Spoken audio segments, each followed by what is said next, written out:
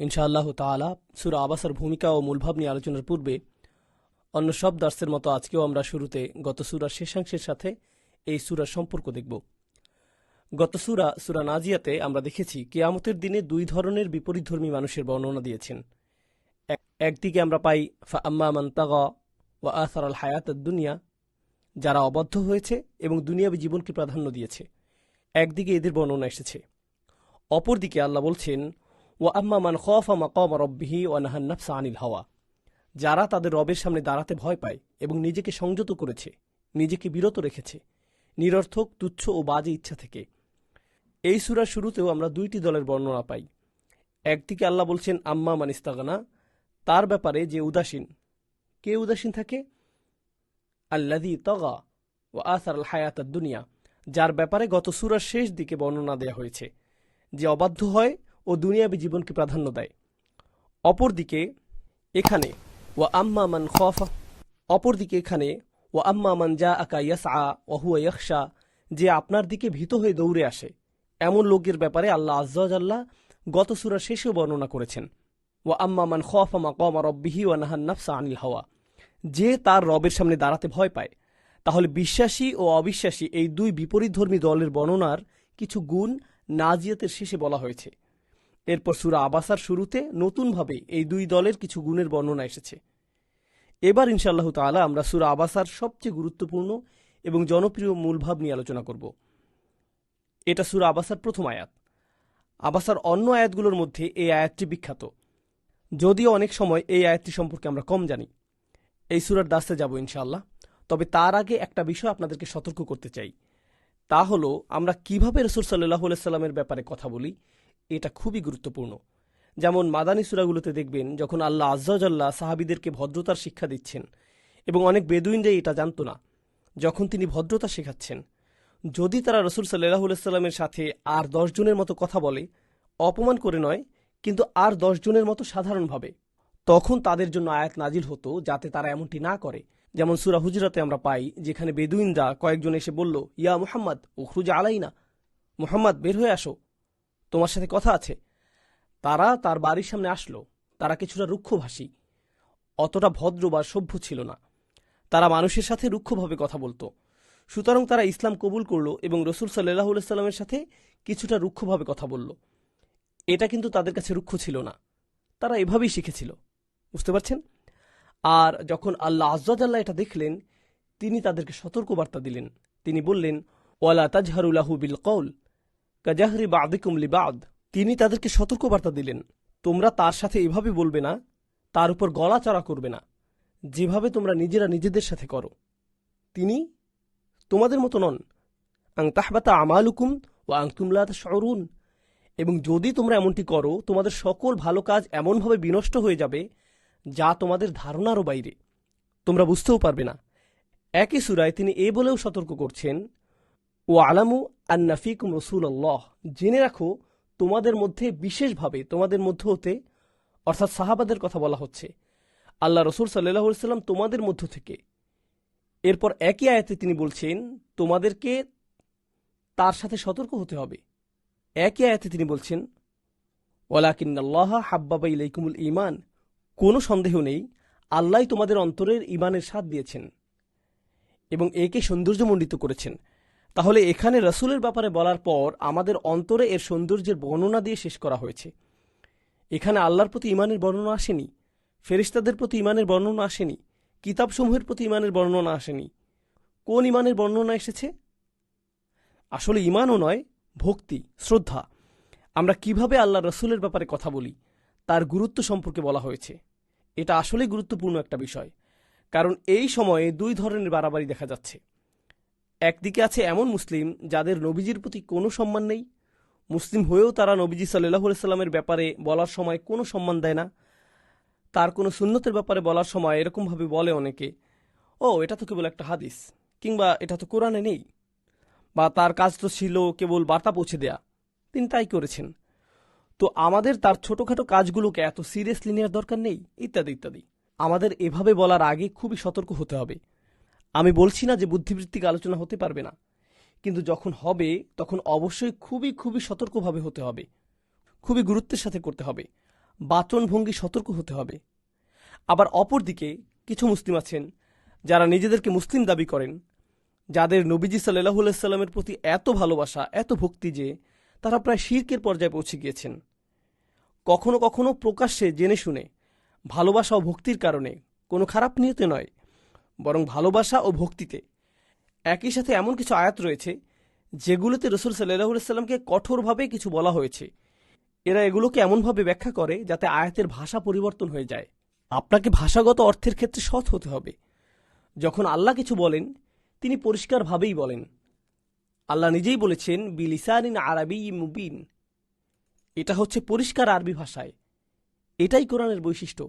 তাহলে আল্লাহ যখন কোনো কিছুর বর্ণনা দেন, আপনি বলতে পারেন না যে আল্লাহ এটা বলেছেন কিন্তু তিনি আসলে এটা বলতে চেয়েছেন। না, এমন হলে কোরআনের ভাষাগত সততা থাকবে না। তাই আপনাকে অবশ্যই খুব সতর্কভাবে বলতে হবে। কিন্তু এমন কিছু জায়গা আছে খাঁটি সোনার মতো, যা আমরা অতিক্রম করতে পারি না। যেমন একটি হচ্ছে আল্লাহ রসুল সাল্লাল্লাহু আলাইহি সাল্লাম ছিলেন গুনাহমুক্ত, যে তিনি কখনোই আল্লাহর অবাধ্য হননি এবং কখনো গুনাহ করেননি। যখন আমরা কোনো কিছু অধ্যয়ন করব, এই খাঁটি নীতির ব্যত্যয় ঘটতে পারবে না। আমরা এভাবে বলতে পারবো না যে না, কেউ কেউ ইতিপূর্বে এমনও বলেছেন যে তিনি কেবলমাত্র ছোট গুনাহ করেছেন ইত্যাদি ইত্যাদি। না, এটা বলতে গেলে আমাদের আকীদার ইজমা যে তিনি কখনোই গুনাহ করেননি। আল্লাহ আজ্জা জাল্লা তার অন্তরকে পরিশুদ্ধ করেছেন, তিনি তার হৃদয়কে দৃঢ় করেছেন। তিনি হলেন মানবজাতির জন্য আদর্শ স্বরূপ। তাই তিনি অবশ্যই সকল গুনাহ থেকে মুক্ত। আল্লাহ নিজে তাকে রক্ষা করেছেন। যাই হোক, এই সব কিছু মাথায় নিয়ে আমরা এই সূরার অধ্যয়ন শুরু করছি। এর হিকমা, প্রজ্ঞা, এর বিন্দু বিন্দু প্রজ্ঞা সম্পর্কে জানা শুরু করছি ইনশাআল্লাহ তাআলা। আবাসা ওয়া তাওয়াল্লা সূরার শুরু। সাধারণভাবে এর অর্থ হচ্ছে সে ভ্রু কুঞ্চিত করল এবং মুখ ফিরিয়ে নিল। এটা হচ্ছে সরল অনুবাদ। সে ভ্রু কুঞ্চিত করল এবং মুখ ফিরিয়ে নিল।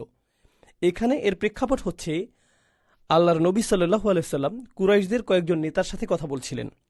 কিছু বর্ণনায় আমরা তাদের নামও পাই। তাদের মধ্যে ছিলেন উতবা ইবনে রাবিয়া, সে ছিল বড় কাফেরদের একজন। আবু জাহেল, এরা ছিল সেখানে। তিনি সেখানে মক্কার বড় নেতাদের সাথে কথা বলছিলেন। তারা তার সাথে আলোচনায় বসেছিল। বেশিরভাগ ক্ষেত্রে আমরা পাই, গত সূরাতেও আমরা দেখি যে তার সাথে তারা মজা করছে, কিংবা তারা আখিরাত নিয়ে ঠাট্টা মশকরায় ব্যস্ত। সূরা নাবায় ও নাজিয়াতেও আমরা এগুলোর বর্ণনা পাই। কিন্তু এখানে তারা আসলে কিছু নিয়ে আলোচনা করছিল। তাহলে বোঝা যাচ্ছে তারা গুরুত্বপূর্ণ কিছু নিয়েই বসেছিল। অপরদিকে আমরা দেখি সেখানে ছিল আবদুল্লাহ ইবনে উম্মে মাকতুম, যে ছিল খাদিজা রাদিয়াল্লাহু তাআলা আনহার চাচাতো ভাই। সেই কারণে সে নবীজি সাল্লাল্লাহু আলাইহি সাল্লামের নিকটেই ছিল, কারণ সে তার কাছের লোক, সে পরিবারের লোক। এবং আমরা জানি যে তিনি ছিলেন অন্ধ রাদিয়াল্লাহু আনহু, এবং তিনি ছিলেন শুরুর দিকে ঈমান আনা লোকদের অন্যতম রাদিয়াল্লাহু আনহু। ও বলে রাখি, এই সূরায় তাকে অপমান না করার বিষয়ে বলা হচ্ছে, কেননা তিনি ছিলেন শুরুর দিকে ঈমান আনা লোকদের মধ্যে অন্যতম, শুরুর দিকে ইসলাম কবুল করা মানুষদের অন্যতম, যাদেরকে বলা হয় আস-সাবিকুন আস-সাবিকুন, প্রথমের মধ্যে প্রথম। তাই আমাদেরকে তার সম্মানের দিকটিও মাথায় রাখতে হবে। অপরদিকে তিনি ছিলেন অন্ধ। কিছু আলেমগণ এই বিষয়ে মন্তব্য করেছেন যে যখন আপনি অন্ধ, তখন আপনার উপস্থিতি বোঝানোর জন্য আপনাকে কণ্ঠ উঁচু করার প্রয়োজন হয়, কারণ আপনি জানেন না যে তারা আপনাকে দেখেছে কিনা। এবং এটাই স্বাভাবিক, কারণ তারা দেখতে পায় না, তাই জোরে বলাটা স্বাভাবিকভাবে চলে আসে। কারণ একটি অনুভূতি না থাকায় অপরটি তীব্র হয়। তো তিনি নবীজি সাল্লাল্লাহু আলাইহি সাল্লামের কাছে এলেন এবং বললেন, একটি বর্ণনা এসেছে, আল্লিমনি মিম্মা আল্লামাকাল্লাহ, আমাকে তাই শেখান যা আল্লাহ আপনাকে শিখিয়েছেন। এবং তিনি এটা কয়েকবার বললেন, কারণ তিনি নবীজি সাল্লাল্লাহু আলাইহি সাল্লামের কথা শুনতে পাননি। তো তাই ভেবেছেন যে হয়তো নবীজি তাকে শুনতে পাননি সাল্লাল্লাহু আলাইহি সাল্লাম। এখন নবীজি সাল্লাল্লাহু আলাইহি সাল্লাম তখন তাদের সাথে আলোচনায় ব্যস্ত ছিলেন, যা প্রায় হয় না বললেই চলে। যেখানে এই বড় নেতারা তার কথা শুনবে, সবাই তার কথা মনোযোগ দিয়ে শুনেছে, এমন পরিস্থিতি কখনো হয় না। তখন কিছু কৌশলগত সমস্যা তৈরি হয়। একটি সমস্যা হলো, কাফের নেতাদের মধ্যে, অবিশ্বাসী নেতাদের মধ্যে সবসময় এই অভিযোগ ছিল, শুধু কেবল আমাদের নবীজির ক্ষেত্রে নয় সাল্লাল্লাহু আলাইহি সাল্লাম, বরং পূর্ববর্তী নবীদের ক্ষেত্রেও এই অভিযোগটি ছিল যে কেন আমরা এই লোকটিকে গ্রহণ করব, যেখানে নিচু লোকেরা, নিচু জাত, কৃষকরা তার কাছে আসে। এবং এই কারণে তারা বলতো, আমরা তোমার কথা শুনব না, কারণ তুমি নিচু মানুষদের সাথে চলাফেরা করো। এসব গরিব, দুর্বল, ক্ষমতাহীন, শোষিত মানুষেরা তোমার সাথে ওঠা বসা করে, আমরা তাদের সাথে চলতে পারবো না, তাতে আমাদের আভিজাত্য নষ্ট হবে। তুমি কি আমাদের সাথে কথা বলতে চাও? তাহলে একা একা এসে কথা বলো, আমরা তোমার কাছে যাব না, তোমাকে আমাদের কাছে আসতে হবে। তো এখানেও তো এমন একটা পরিস্থিতি মনে হচ্ছে যেখানে নবীজি সাল্লাল্লাহু আলাইহি সাল্লাম নিজে তাদের কাছে গিয়েছিলেন। দাওয়া হচ্ছে অন্যকে আপনার কাছে আমন্ত্রণ করা, মানে হচ্ছে কাউকে আমন্ত্রণ জানানো। কিন্তু তাবলীগ হচ্ছে অন্যকে বার্তা পৌঁছে দেয়া। নবীজির এই ঘটনাটি কোন অংশে পড়েছে? তাবলীগ। তিনি নিজে তাদের কাছে গিয়েছিলেন, তিনিই তাদের কাছে গিয়েছিলেন। এখন এই অবস্থায় একটা সমস্যা হলো, তারা আবদুল্লাহ ইবনে উম্মে মাকতুমকে দেখবে এবং দাওয়াত প্রত্যাখ্যান করার জন্য এটাই যথেষ্ট। তারা উঠে যেতে পারে, বলতে পারে আমরা এই লোকের উপস্থিতিতে কোনো কথা বলতে চাই না। আরেকটা সমস্যা হচ্ছে, নবীজি সাল্লাল্লাহু আলাইহি সাল্লামের কথা তারা শুনছে, এই অবস্থায় যদি তিনি সাহাবীর দিকে তাকান এবং তার সমস্যা সমাধানের চেষ্টা করেন, যেটা আসলে পরে করলেও হবে, সে কোথাও চলে যাচ্ছে না, সে একজন খাঁটি বিশ্বাসী, সে খাঁটি ইমানদার, তাই তার কথা পরে শুনলেও হবে। যা পরে করলে হবে না তা হলো এই সকল নেতাদের মধ্যে বার্তা পৌঁছে দেয়া, যারা অবশেষে তার কথা শুনছে। তাহলে যদি আপনি নবীজি সাল্লাল্লাহু আলাইহি সাল্লামের দৃষ্টিকোণ থেকে বিষয়টা দেখেন, তাহলে বুঝবেন তিনি এখানে কোনো ভুল করেননি, তিনি ভুল করেননি। এখানে আরেকটা বিষয় হলো, আবদুল্লাহ ইবনে উম্মে মাকতুম ছিলেন অন্ধ, তাই যখন নবীজি সাল্লাল্লাহু আলাইহি সাল্লাম মুখ ঘুরালেন, যখন আপনি কারো দিক থেকে মুখ ফিরিয়ে নেন, সে কেবলমাত্র তখনই মনক্ষুণ্ণ হবে যখন সে এটা দেখবে। সে যদি দেখে তাহলে। তাই কারো প্রতি মনক্ষুণ্ণ হওয়া, রুক্ষ হওয়া বা বিরক্ত হওয়ার বিষয়টি দেখার সাথে সম্পর্কিত। আমরা এখানের বর্ণনা থেকেই বুঝতে পারছি যে আনজা আহুল আমা, আল্লাহ এখানে তার নাম নেননি, কিন্তু তিনি বুঝিয়ে দিয়েছেন যে সে অন্ধ। এখানে আল্লাহ রসুলের আরেকটি চারিত্রিক গুণ ও সরলতার প্রমাণ পাওয়া যায়। তিনি এখানে বলেননি, আমরা জানি বাবা মায়ের বিষয়ে আল্লাহ বলেছেন ফালা তাকুল্লাহুমা উফ, তাদের সাথে উফ শব্দটিও ব্যবহার করো না, তাদের সামনে যেন বিন্দুমাত্র অসন্তুষ্টি প্রকাশ না পায়। আমরা আল্লাহ রাসূলের কোনো মৌখিক অসন্তুষ্টির বর্ণনা পাই না, আমরা তার অসন্তুষ্টির বর্ণনা পাই তার মুখের অভিব্যক্তিতে। আমরা আবাসা শব্দটি নিয়ে আরো বিস্তারিত আলোচনা করব সামনে ইনশাআল্লাহ। এরপর তিনি যখন ঘুরে তাকালেন, কুরাইশ নেতাদের সাথে কথা বলা শেষ করবেন, সেই সাহাবী কি তার ঘুরে তাকানো দেখেছে? না, তিনি কিন্তু তা দেখেননি। তাহলে প্রথমে আমাদের বুঝতে হবে, তিনি সাহাবীকে কষ্ট দেননি, তিনি মোটেও সেই সাহাবীকে কষ্ট দেননি। তাহলে যেহেতু সেখানে কোনো সমস্যা নেই, তাহলে কেন এই আয়াতটি নাজিল করা হলো, এটা আমাদের খুব ভালোভাবে বুঝতে হবে। দেখুন, মুসলিম হিসেবে আল্লাহ আমাদের জন্য একটা স্ট্যান্ডার্ড ঠিক করে দিয়েছেন। এরপরে মুমিনদের জন্য আরো উঁচু স্ট্যান্ডার্ড রয়েছে। এরপর আরো উঁচু স্ট্যান্ডার্ড রয়েছে কাদের জন্য? মুহসিনদের জন্য, তাই না? কিন্তু এদের কারো স্ট্যান্ডার্ডই আল্লাহর একজন নবীর সাথে তুলনীয় নয়। আপনি কখনোই আপনার নিজের স্ট্যান্ডার্ডের সাথে আল্লাহ রাসূলের তুলনা করতে পারেন না। আল্লাহ আয্যা ওয়া জাল্লা নবীজির প্রতিটি জটিল আচরণকে, প্রতিটি ভঙ্গিকে খুবই খুবই সতর্কভাবে পর্যবেক্ষণ করেছেন। আল্লাহ রসুল সাল্লাল্লাহু আলাইহি সাল্লাম যখন আকাশের দিকে তাকাতেন, আল্লাহ তাআলা সেটিও লক্ষ্য করে তার প্রতি আয়াত নাজিল করেছেন, কদ নারা তাকাল্লুবা ওয়াজহিকা ফিস সামা, আমরা আপনাকে আকাশের দিকে মুখ ফিরিয়ে তাকাতে দেখেছি, কাবার জন্য, কাবার প্রতীক্ষায় আয়াত নাজিল হলো। তাহলে বোঝা যাচ্ছে আল্লাহ ও তার রাসূল সাল্লাল্লাহু আলাইহি সাল্লামের মধ্যকার খুবই ঘনিষ্ঠ সম্পর্ক। এই স্ট্যান্ডার্ডের ব্যাপারটি মাথায় রাখুন, এটা এতটাই উঁচু মর্যাদার। আপনাদেরকে এই ব্যাপারে একটা ধারণা দেই। আমাদের জন্য 5 ওয়াক্ত নামাজ রয়েছে, আমাদের জন্য 5 ওয়াক্ত নামাজ রয়েছে। যখন আল্লাহ তার নবীজি সাল্লাল্লাহু আলাইহি সাল্লামের সাথে কথা বলেন, তিনি তাকে কিয়ামুল লাইলের আদেশ করেছেন, কুমিল লাইলা ইল্লা কলিলা নিসফাহু আও ইনকুস মিনহু কলিলা, রাতে জাগো। এখানে ফেলে আমর এসেছে, এটা আদেশ। তিনি তার নবীকে রাতের অর্ধেক কিয়ামুল লাইল করতে বলেছেন, সর্বনিম্ন অর্ধেক রাত, কখনো সুযোগ থাকলে হয়তো তার থেকেও বেশি, এবং ধীরে সুস্থে কোরআন পড়া। এটা কি আমাদের স্ট্যান্ডার্ড? না, এটা আমাদেরকে নয়, বরং তাকে আদেশ করা হয়েছে সাল্লাল্লাহু আলাইহি ওয়াসাল্লাম। একইভাবে দাওয়াতের কাজের ক্ষেত্রেও আমরা বলি হ্যাঁ এটা গুরুত্বপূর্ণ, আমাদের করা উচিত, সুযোগ পেলেই আমাদের এটা করা উচিত। নবীজি সাল্লাল্লাহু আলাইহি সাল্লাম কখন দাওয়াতের কাজ করতেন? সব সময়, তার কোনো বিরতি ছিল না, তিনি থামতেন না।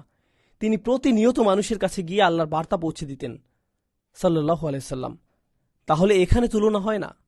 এখন সেটা মাথায় রেখে এটা চিন্তা করে দেখুন, বুঝুন যে নবীরা, মুসা আলাইহিস সালামের কথাই ধরুন উদাহরণস্বরূপ, আল্লাহ তাকে আদেশ করেছেন, আল্লাহ তাকে সাক্ষাৎ করার জন্য পর্বতে ডেকেছেন।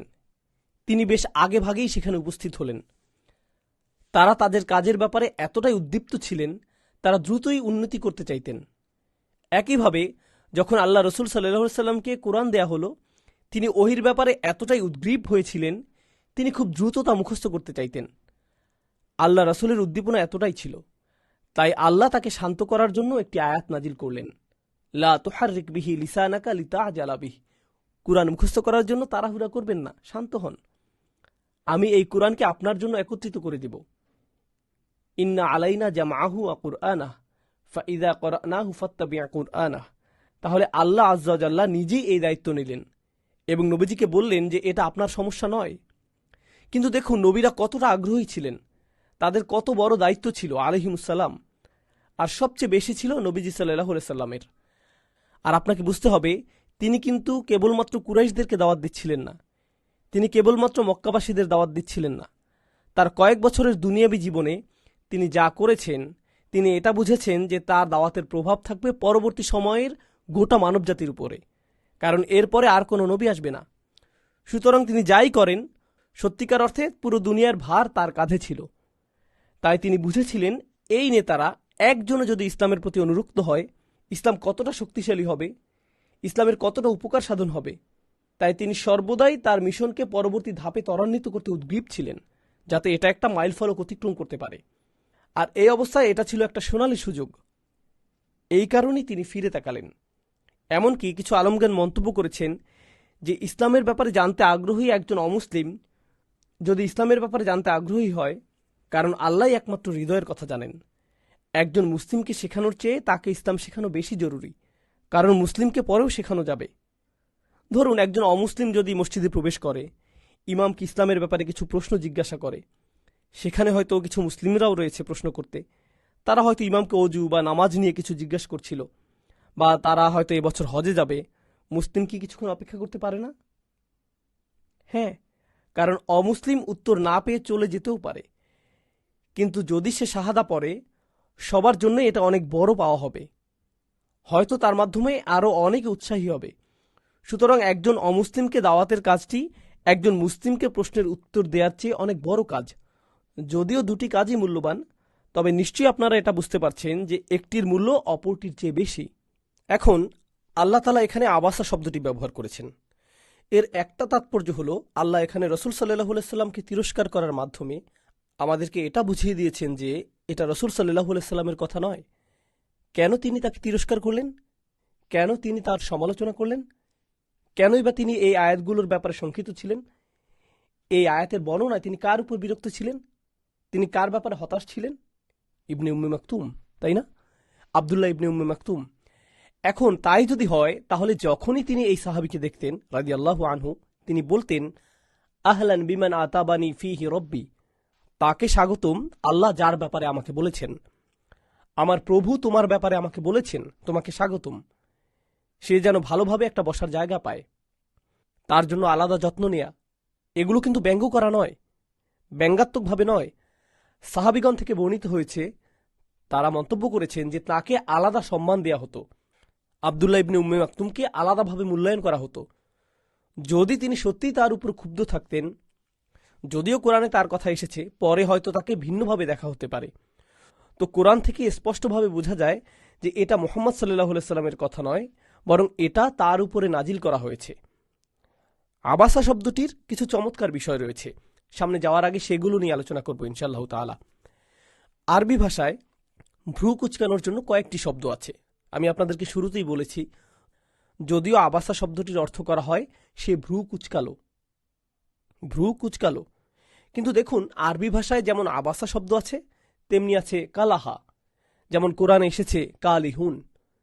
কালহ মানে হচ্ছে আপনি কারো উপর এতটাই বিরক্ত বা বিরক্তিতে আপনার মুখভঙ্গি এমনভাবে পরিবর্তন হয়ে গিয়েছে যে আপনি যেন আপনার দাঁত কটমট করছেন। এই অবস্থা বোঝাতে কাল শব্দটি ব্যবহৃত হয়। এরপর এর চেয়ে আরেক ধাপ উপরে হচ্ছে বাসর। যেমন সুম্মা নাযারা ওয়া বাসর, সুম্মা আদবারা ওয়াস্তাকবার। এই হচ্ছে বাসর।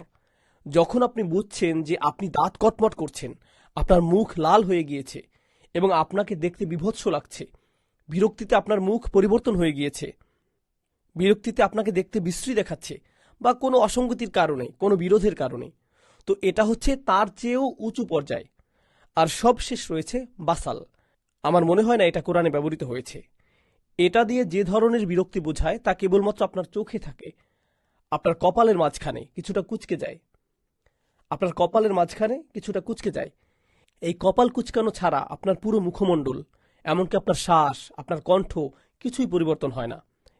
এটাকেই বলে আবাস, আবুস। আসলে মূল অক্ষর হচ্ছে অবুস। তাহলে আমরা জানলাম যে কিছু শব্দ আছে যেগুলো দিয়ে বিরক্তি ভাব প্রকাশ করা হয়। যখন মুহাম্মদ সাল্লাল্লাহু আলাইহি সাল্লাম তার বিরক্তি ভাব প্রকাশ করলেন একজন অন্ধ সাহাবীর উপর, তিনি এমন বিরক্তি প্রকাশ করেছেন যা একজন মানুষের জন্য সর্বনিম্ন। এমনকি এটাও আল্লাহ তাআলা লক্ষ্য করেছেন এবং তিনি তা বর্ণনা করেছেন, আবাসা ওয়া তাওয়াল্লা। বুঝতে পারছেন? এখন আমাদেরকে এর ভেতরকার মাহাত্ম্য বুঝতে হবে। প্রথমত, তিনি এখানে কি করেছেন? তিনি যে লক্ষ্যে এখানে এসেছেন তিনি সেটাকেই সর্বোচ্চ গুরুত্ব দিচ্ছেন, আর তাকে মনে হচ্ছে তার লক্ষ্যের জন্য একটা বাধা। নবীজি সাল্লাল্লাহু আলাইহি সাল্লামের এই অবুসের ব্যাপারে বর্ণনা করার পেছনে আল্লাহ আযজা ওয়া জাল্লার আরেকটা কারণ আছে। তিনি এই ব্যাপারে বর্ণনা করেছেন কারণ নবীজি সাল্লাল্লাহু আলাইহি সাল্লাম হলেন অনেক অনেক বিষয়ের জন্য মানুষের আদর্শ। তিনি বাবা হিসেবে আদর্শ, তিনি প্রতিবেশী হিসেবে আদর্শ, তিনি মানুষের মধ্যকার বিচারক হিসেবে আদর্শ, তিনি বিভিন্ন দিকে মানুষের জন্য আদর্শ। এর একটি দিক হচ্ছে নেতা হিসেবে তিনি আদর্শ। সেই সময়ে যারা তার উপর বিশ্বাস এনেছিল তিনি ছিলেন তাদের নেতা, তিনিই তাদের নেতা। তো এমন একটি দল যাদের মধ্যে একতা আছে, যারা এক, তারা তাদের নেতার সাথে জুড়ে থাকে, তারা নেতাকে ভালোবাসে, কারণ তাদের নেতাও তাদেরকে ভালোবাসে, তিনিও তাদেরকে ভালোবাসেন। যদি নেতা তার অনুসারীদেরকে বোঝায় যে তারা কম গুরুত্বপূর্ণ, তারা যদি মনে করে যে তারা কম গুরুত্বপূর্ণ, সেই দলের একতা ভাঙতে শুরু করে। আমরা দেখি রাসূল সাল্লাল্লাহু আলাইহি সাল্লামের সাহাবী রাদিয়াল্লাহু আনহুম আজমাইন, তারা প্রত্যেকেই মনে করতেন যে নবীজি সাল্লাল্লাহু আলাইহি সাল্লাম তাঁকে সবচেয়ে বেশি ভালোবাসেন। তারা সবাই মনে করতেন যে রাসূল সাল্লাল্লাহু আলাইহি সাল্লাম তাদেরকে সবচেয়ে বেশি ভালোবাসতেন। এটা হচ্ছে সত্যিকার নেতৃত্বের পরিচায়ক। সেই নেতৃত্বের সাথে বর্তমানের নেতৃত্বের তুলনা করুন। সবাই মনে করে যে নেতা তাকে অপছন্দ করে, নেতা নিশ্চয়ই ওকে পছন্দ করে। সুবহানাল্লাহ। নবীজি সাল্লাল্লাহু আলাইহি সাল্লামের নেতৃত্ব এমনই ছিল। এমন হতে পারে যে সাহাবাদের মধ্যে কোনো ফুকারা বা কোনো দুআফা, কোনো দুর্বল, গরিব, অসহায়, নিঃস্ব দূর থেকে এমনটি দেখে পুরো ঘটনাটি না বুঝে সে হয়তো 100 গজ দূরে থেকে বিষয়টি দেখল। সে কি দেখবে? সে দেখবে আল্লাহ রসুল সাল্লাল্লাহু আলাইহি সাল্লাম কেবলমাত্র বড় নেতাদের দিকে মনোযোগ দিচ্ছেন আর নিজের দলের কাউকে গুরুত্ব দিচ্ছেন না। তাহলে নেতা হিসেবে এই কারণে তার গুরুত্ব কমে যাবে। তাই এখানে নবীজি সাল্লাল্লাহু আলাইহি সাল্লামকে আবাসা শব্দটি উল্লেখের মাধ্যমে আল্লাহ আযজা ওয়া জাল্লা এমন ব্যবস্থা করলেন যাতে সাহাবারা জানতে পারে যে তারা কতটা গুরুত্বপূর্ণ। এটা খুবই গুরুত্বপূর্ণ। আল্লাহ আযজা ওয়া জাল্লা সাহাবীদের উদ্দেশ্য করে কথা বলছেন। এটা কোরআনে বারংবার বারংবার বারংবার হয়েছে। আল্লাহ বলেছেন, ওয়ালা তা'দু আইনাকা আনহুম, আপনার চোখকে ওদের থেকে সরাবেন না। কোরআনের কিছু শক্তিশালী আয়াত রয়েছে যেগুলো সাহাবীদের জন্য বলা হয়েছে। আরেকটা জায়গায় সূরা আল ইমরানে আল্লাহ নবীজি সাল্লাল্লাহু আলাইহি সাল্লামকে বলেছেন, ফাবিমা রাহমাতিম মিনাল্লাহি লিনতা লাহুম, এটা কেবলমাত্র আল্লাহর অনুগ্রহ যে আপনি তাদের প্রতি কোমল চিত্ত। আল্লাহ নবীজি সাল্লাল্লাহু আলাইহি সাল্লামের উপর তার নিয়ামতের বর্ণনা করেছেন। কি সেই নিয়ামত? এটা ওহির নিয়ামত নয়, কোরআনের নিয়ামত নয়, ইসরা বা মিরাজের নিয়ামত নয়, মক্কা বিজয়ের নিয়ামত নয়। ইন্না আ'তাইনাকাল কাউসার। তিনি এখানে কোন নিয়ামতের কথা বলছেন? আল্লাহ আপনাকে সাহাবীদের প্রতি কোমল করেছেন। সুবহানাল্লাহ। এরপর ওয়ালাউ কুনতা ফাজ্জান গলিযাল কলব লানফাদ্দু মিন হাওলিক, আর যদি আপনি কঠোর স্বভাবের, কঠিন হৃদয় সম্পন্ন হতেন তবে তারা আপনার আশপাশ থেকে সরে পড়ত। আল্লাহ তাআলা সাহাবীদের পক্ষ নিয়ে বলে এরপর নবীজি সাল্লাল্লাহু আলাইহি সাল্লামকে আদেশ করছেন, ফাআফু আনহুম ওয়াস্তাগফির লাহুম ওয়াসাউিরহুম ফিল আমর, অতএব তাদেরকে ভালোবেসে ক্ষমা করে দাও, তাদের জন্য ক্ষমা প্রার্থনা করো, আর যখন কোনো সিদ্ধান্ত নেবে তাদের সাথে পরামর্শ করবে। সুবহানাল্লাহ। চিন্তা করে দেখুন, নবীজির কি পরামর্শের প্রয়োজন আছে? নবীজি নিজে কোথা থেকে নির্দেশনা পান? ওহী থেকে। তিনি কি বিষয়ে পরামর্শ করবেন? এটা কিসের জন্য? যাতে সাহাবারা নিজেদেরকে গুরুত্বপূর্ণ মনে করে। যদিও সিদ্ধান্ত আসলে ঐক্যমত্যের ভিত্তিতেই হয়েছে। সিদ্ধান্ত কিসের রয়েছে? নবীজি সাল্লাল্লাহু আলাইহি ওয়াসাল্লাম বলেছেন ফাইজা আজামতা। তিনি বলেননি ফাইজা আজামতুম। তিনি বলেছেন ফাইজা আজামতা, যখন তুমি কোনো সিদ্ধান্ত নিবে, আল্লাহর উপর ভরসা করবে। তিনি বলেননি ফাইজা আজামতুম ফাতাওয়াক্কালু আলাল্লাহ। তিনি বলেছেন ফাইজা আজামতা ফাতাওয়াক্কাল আলাল্লাহ। এক বচনে বলেছেন তোমাকে পরামর্শ করতে হবে। পরামর্শ করতে হবে যাতে তারা মনে করে তারাও এর অংশ। যদিও এর সিদ্ধান্ত তুমি জানো, কিন্তু তোমাকে তাদেরকে গুরুত্ব দিতে হবে এবং অন্তর্ভুক্ত করতে হবে। এটাই ছিল নবীজি সাল্লাল্লাহু আলাইহি সাল্লামের কাজের পদ্ধতি, এবং বিশেষভাবে তাদের জন্য যারা তাকে হতাশ করেছে। কারণ এই সব কিছুর পরেও আল্লাহ বলেন তাদেরকে ক্ষমা করে দাও, তাদের জন্য ক্ষমা প্রার্থনা করো। কার জন্য ক্ষমা প্রার্থনা করবেন? যে ভুল করেছে তার জন্যই তো, তাই না? এই সব অনুসারীর জন্য যারা নেতাকে হতাশ করেছে, এর পরেও তিনি তাদের মন্তব্য নেবেন। এটাই হচ্ছে নেতৃত্ব। এটা হচ্ছে প্রকৃত বুদ্ধিদীপ্ত নেতৃত্ব। একজন সাধারণ মানুষের কাছ থেকে আপনি এই ধরনের নেতৃত্ব আশা করতে পারেন না। আমরা তো আমাদের বাচ্চাদের সাথেও এরকম নেতৃত্বের চর্চা করি না। একজন শিক্ষক ক্লাসে শিক্ষার্থীদের সাথে এই ধরনের নেতৃত্ব চর্চা করেন না। এর জন্য অনেক ইলমের দরকার হয়, অনেক সহনশীলতা, অনেক ধৈর্যের প্রয়োজন হয়, অনেক অনেক শক্ত চরিত্রের মানুষ হতে হয়, যিনি সমস্যাকে নিজের ঘাড়ে নেবেন, কিন্তু এটা তার মুখেও প্রকাশ পাবে না। নবীজি সাল্লাল্লাহু আলাইহি সাল্লাম প্রতিদিন কতগুলো সমস্যার মুখোমুখি হয়েছেন একবার কল্পনা করুন। কেবলমাত্র আয়াত পড়ে নয়, তার জীবনটা দেখুন, তার সময়টা একবার ভাবুন। মক্কার জীবন কতটা কঠিন ছিল একবার ভাবুন। আর এখানে তিনি দাওয়াতের একটা মোক্ষম সুযোগ পেয়েছেন। আর এখন এই সাহাবী, আরেকটা ব্যাপার হচ্ছে, আমরা জেনেছি তিনি কয়েকবার ইয়া মুহাম্মদ বলেছেন। ইয়া মুহাম্মদ আল্লিমনি মিম্মা আল্লামাকাল্লাহ, ইয়া মুহাম্মদ আল্লিমনি মিম্মা আল্লামাকাল্লাহ। মুহাম্মদ আমাকে শেখান যা আল্লাহ আপনাকে শিখিয়েছেন। মুহাম্মদ আমাকে শেখান যা আল্লাহ আপনাকে শিখিয়েছেন। তিনি তার নাম ধরে ডাকছিলেন সাল্লাল্লাহু আলাইহি সাল্লাম। কোরআনে ইয়া মুহাম্মদ শব্দটি আমরা পাই না। কোরআনে আমরা পাই ইয়া আইয়ুহান নবী, ইয়া আইয়ুহার রাসূল, ইয়া আইয়ুহাল মুজাম্মিল, ইয়া আইয়ুহাল মুদ্দাসসির, মুহাম্মাদুর রাসূলুল্লাহ, ওমা মুহাম্মাদুন ইল্লা রাসূল, মা কানা মুহাম্মাদুন আবা আহাদিম মির রিজালিকুম ওয়ালাকিন রাসূলুল্লাহ। আমরা নাম পাই, সাথে পাই রাসূলুল্লাহ সাল্লাল্লাহু আলাইহি সাল্লাম। এমনকি একবার যেখানে রাসূল ছাড়া শুধু মুহাম্মদ বলা হয়েছে, সেটা হচ্ছে সূরা মুহাম্মাদে, যেখানে তার নামই হচ্ছে সূরার নাম। সুবহানাল্লাহ। এছাড়া সব জায়গায় আমরা তার নামকে সম্মানের সাথে দেখতে পাই। তাহলে আব্দুল্লাহ ইবনে উম্মে মাকতুমের ভাষার দিকে লক্ষ্য করলেও বুঝতে পারি তিনি সাধারণভাবেই নামটি উচ্চারণ করতেন। এই কারণেও হতে পারে যে তিনি তার পরিবারের লোক ছিলেন। আর যেহেতু এটা প্রাথমিক মক্কা যুগের মাক্কি যুগের সূরা, সাহাবাগণ তখনও মার্জিত রুচির শিক্ষা পাননি। এটা তাদের কাছে তখনও নতুন বিষয় ছিল। যাই হোক, তো আল্লাহ রসুল সাল্লাল্লাহু আলাইহি সাল্লাম তাদের দিকে ফিরলেন, আব্দুল্লাহ ইবনে উম্মে মাকতুমের থেকে ঘুরে অন্যদিকে ফিরলেন। আর এমন সময় যে কেউ তার দিকে ফিরে বলবে, দেখো আমি একটু ব্যস্ত আছি, আমাকে 2 মিনিট সময় দাও। আমরা সবসময় এমনটাই করে থাকি। কেউ আপনাকে ফোন করলো, আপনি বললেন, এই আমি একটু ব্যস্ত আছি, আমি তোমাকে ফোন ব্যাক করছি, তাই না? আল্লাহ রসুল সাল্লাল্লাহু আলাইহি সাল্লাম এমনকি এতটুকুও বললেন না, কারণ তিনি সাহাবীর অনুভূতির প্রতি এতটাই সতর্ক ছিলেন। শুধু তার কপালে কিছু অংশ কুঁচকে গেল, যেটা আয়াতে উঠে এসেছে।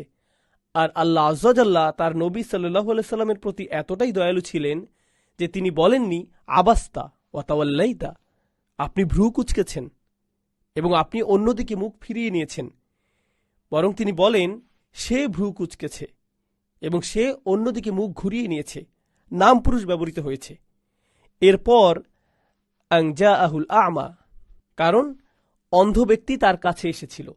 আমরা আয়াতটি নিয়ে আলোচনা করব, কিন্তু এখানে নাম পুরুষের ব্যবহার লক্ষ্য করুন।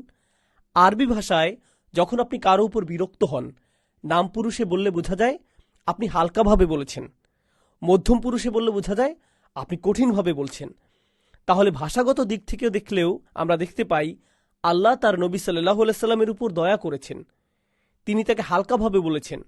এটা এমন, দৈনন্দিন জীবন থেকে কিছু উদাহরণ দিলে বুঝতে পারবেন।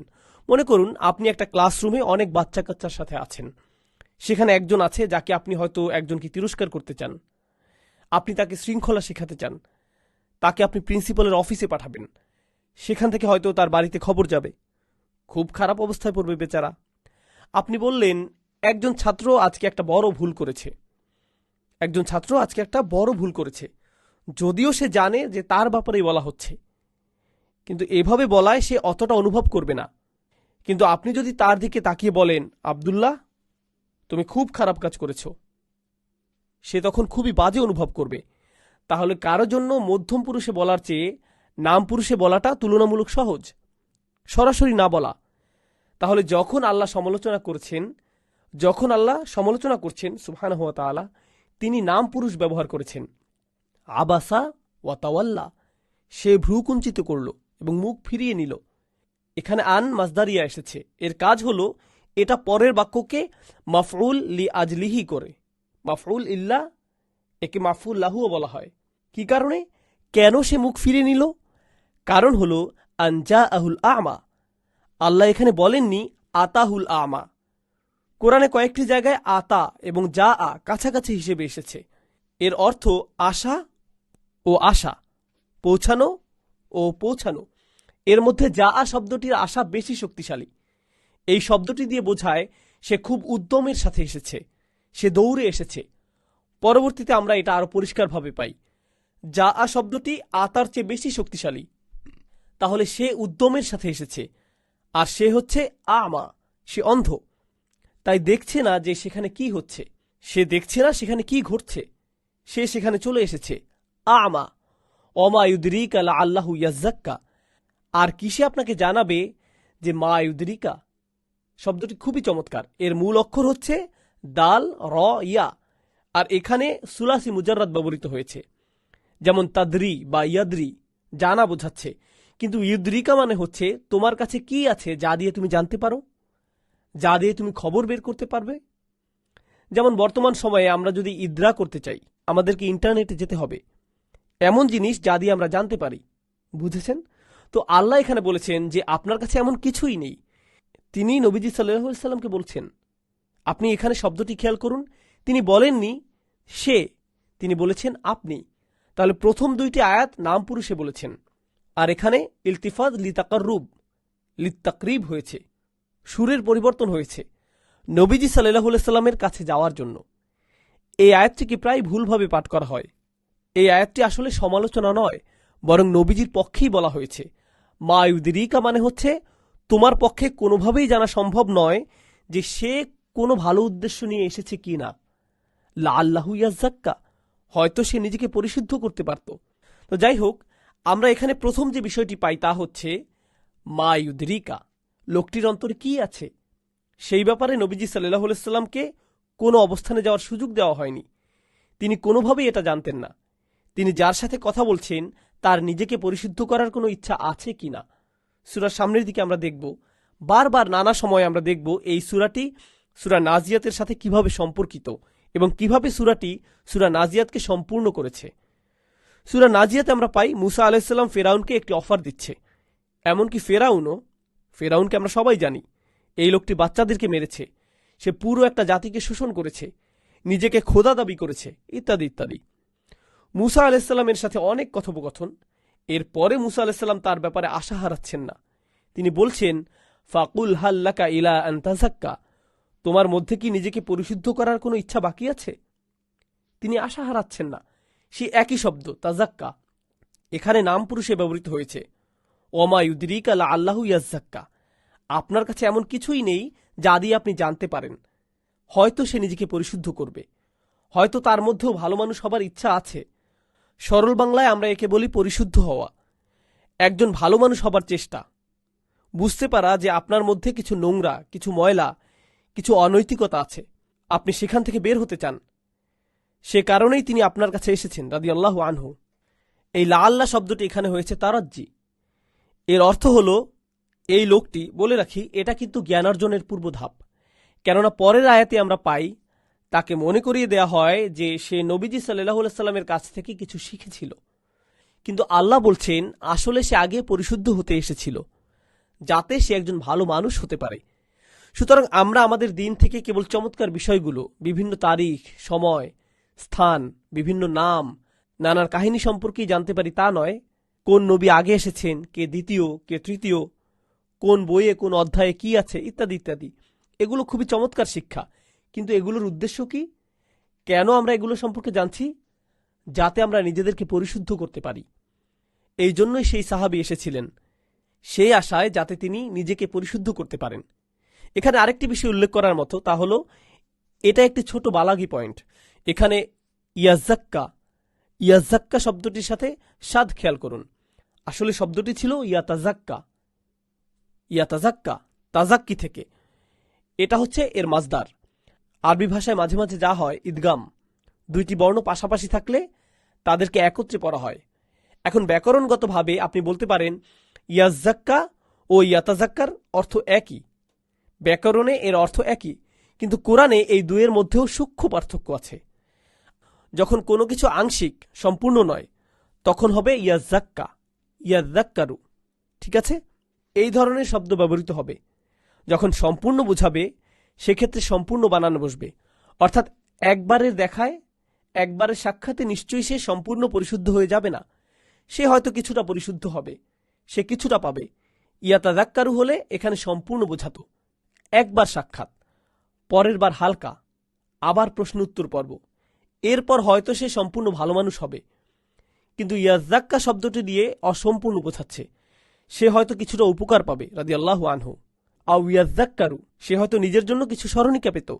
ফাতানফাহু যিকরা, ফলাফল স্বরূপ তাই যদি হয়ে থাকে, অর্থাৎ সেই লোকটি তার নিজেকে পরিশুদ্ধির জন্য এসেছে এবং কিছু উপকারী স্মরণিকা নিয়েছে, ফলাফল স্বরূপ সেই স্মরণিকা তার জন্য উপকারী হবে। ফাতানফাহু যিকরা, এখানে আল্লাহ বলেননি ফাতানফাহু তাযাক্কার বা ইয়ানফাহু তাযাক্কার, তিনি বলেছেন আয-যিকরা শব্দটি দিয়ে অনির্দিষ্ট বোঝায়। এটা একটি মাজদার, যাকারা ইয়াযকুরু থেকে। মূল শব্দটি হলো যিকরুন, যিক্র নয়। এই শব্দের শেষের আলিফ মাকসুরা শব্দকে মুবালাগা দেয়। আরবিতে আমরা বলি যিকর হচ্ছে স্মরণ, যিকরা হচ্ছে শক্তিশালী স্মরণ, মানে এটা হচ্ছে শক্তিশালীভাবে স্মরণ। এ থেকে বোঝা যায় যখনই নবীজি সাল্লাল্লাহু আলাইহি ওয়াসাল্লাম কারোর সাথে কথা বলতেন, সেটা তার জন্য সাধারণ স্মরণিকা হতো না, এটা হতো শক্তিশালী স্মরণ। যদিও তিনি অল্প কথা বলতেন, তবুও এটা তার জন্য শক্তিশালী স্মরণিকা হতো। এখন যখন নবীজি সাল্লাল্লাহু আলাইহি ওয়াসাল্লাম কোনো কিছু বলেন, বিশেষ করে মক্কি যুগের কোরআনে, সেটা হচ্ছে স্বয়ং কোরআনকেই বোঝানো হচ্ছে। সুতরাং আয-যিকরা, যে শক্তিশালী স্মরণিকার কথা বলা হচ্ছে, এটা দিয়ে কোরআনকেই বোঝানো হচ্ছে। এরপরে এর চেয়েও শক্তিশালী আরেকটা শব্দ নিয়ে আমরা জানবো ইনশাআল্লাহ। মূল কথা হচ্ছে কোরআনকে এখানে একটি শক্তিশালী স্মরণিকা হিসেবে পরিচয় করিয়ে দেওয়া হয়েছে তার জন্য যে এই স্মরণিকা পেতে চায়। তাহলে আল্লাহ এখানে প্রথমেই বলেননি ফাতানফাহু যিকরা, বরং তিনি বলেছেন আও ইয়াযযাক্কারু, যে নিজে এই স্মরণ পাওয়ার চেষ্টা করে, তার জন্য ফলাফল স্বরূপ এই স্মরণিকা খুবই শক্তিশালী হবে, এটা তার জন্য উপকারী হবে। আম্মা মান ইস্তাগনা, অপরদিকে তার জন্য যার আছে ইস্তিগনা, মান ইস্তাগনা, তার জন্য যে উদাসীন, বেপরোয়া, কোনো কিছু নিয়ে ভাবে না। ইস্তিগনা শব্দটি গনি থেকে এসেছে। গনি হচ্ছে এতটাই ধনী যাকে কোনো কিছু নিয়ে ভাবতে হয় না।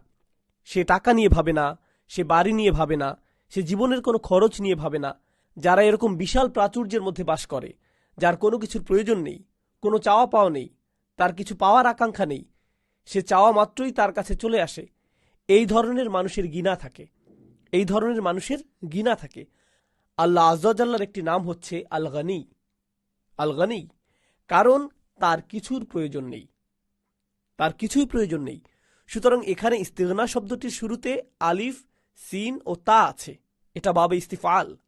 এর অর্থ হচ্ছে সেই সকল লোক যারা ভাবে তাদের কোনো কিছুর প্রয়োজন নেই। যে ব্যক্তির এমন ভাব থাকে যে তার কোনো কিছুর প্রয়োজন নেই, সে এসবের ব্যাপারে উদাসীন থাকে। এখানে ইস্তিগনা বলতে কিন্তু কুরাইশ নেতাদের কথা বোঝানো হচ্ছে। তাহলে নবীজি সাল্লাল্লাহু আলাইহি ওয়াসাল্লাম কি জানতেন যে তারা এসবের ব্যাপারে উদাসীন? না, তিনি তা জানতেন না। তার পক্ষে এটা জানা সম্ভব নয় যে তাদের অন্তরে ভালো কিছু আছে কিনা, বা ক্ষুদ্রতম ভালো কিছু আছে কিনা।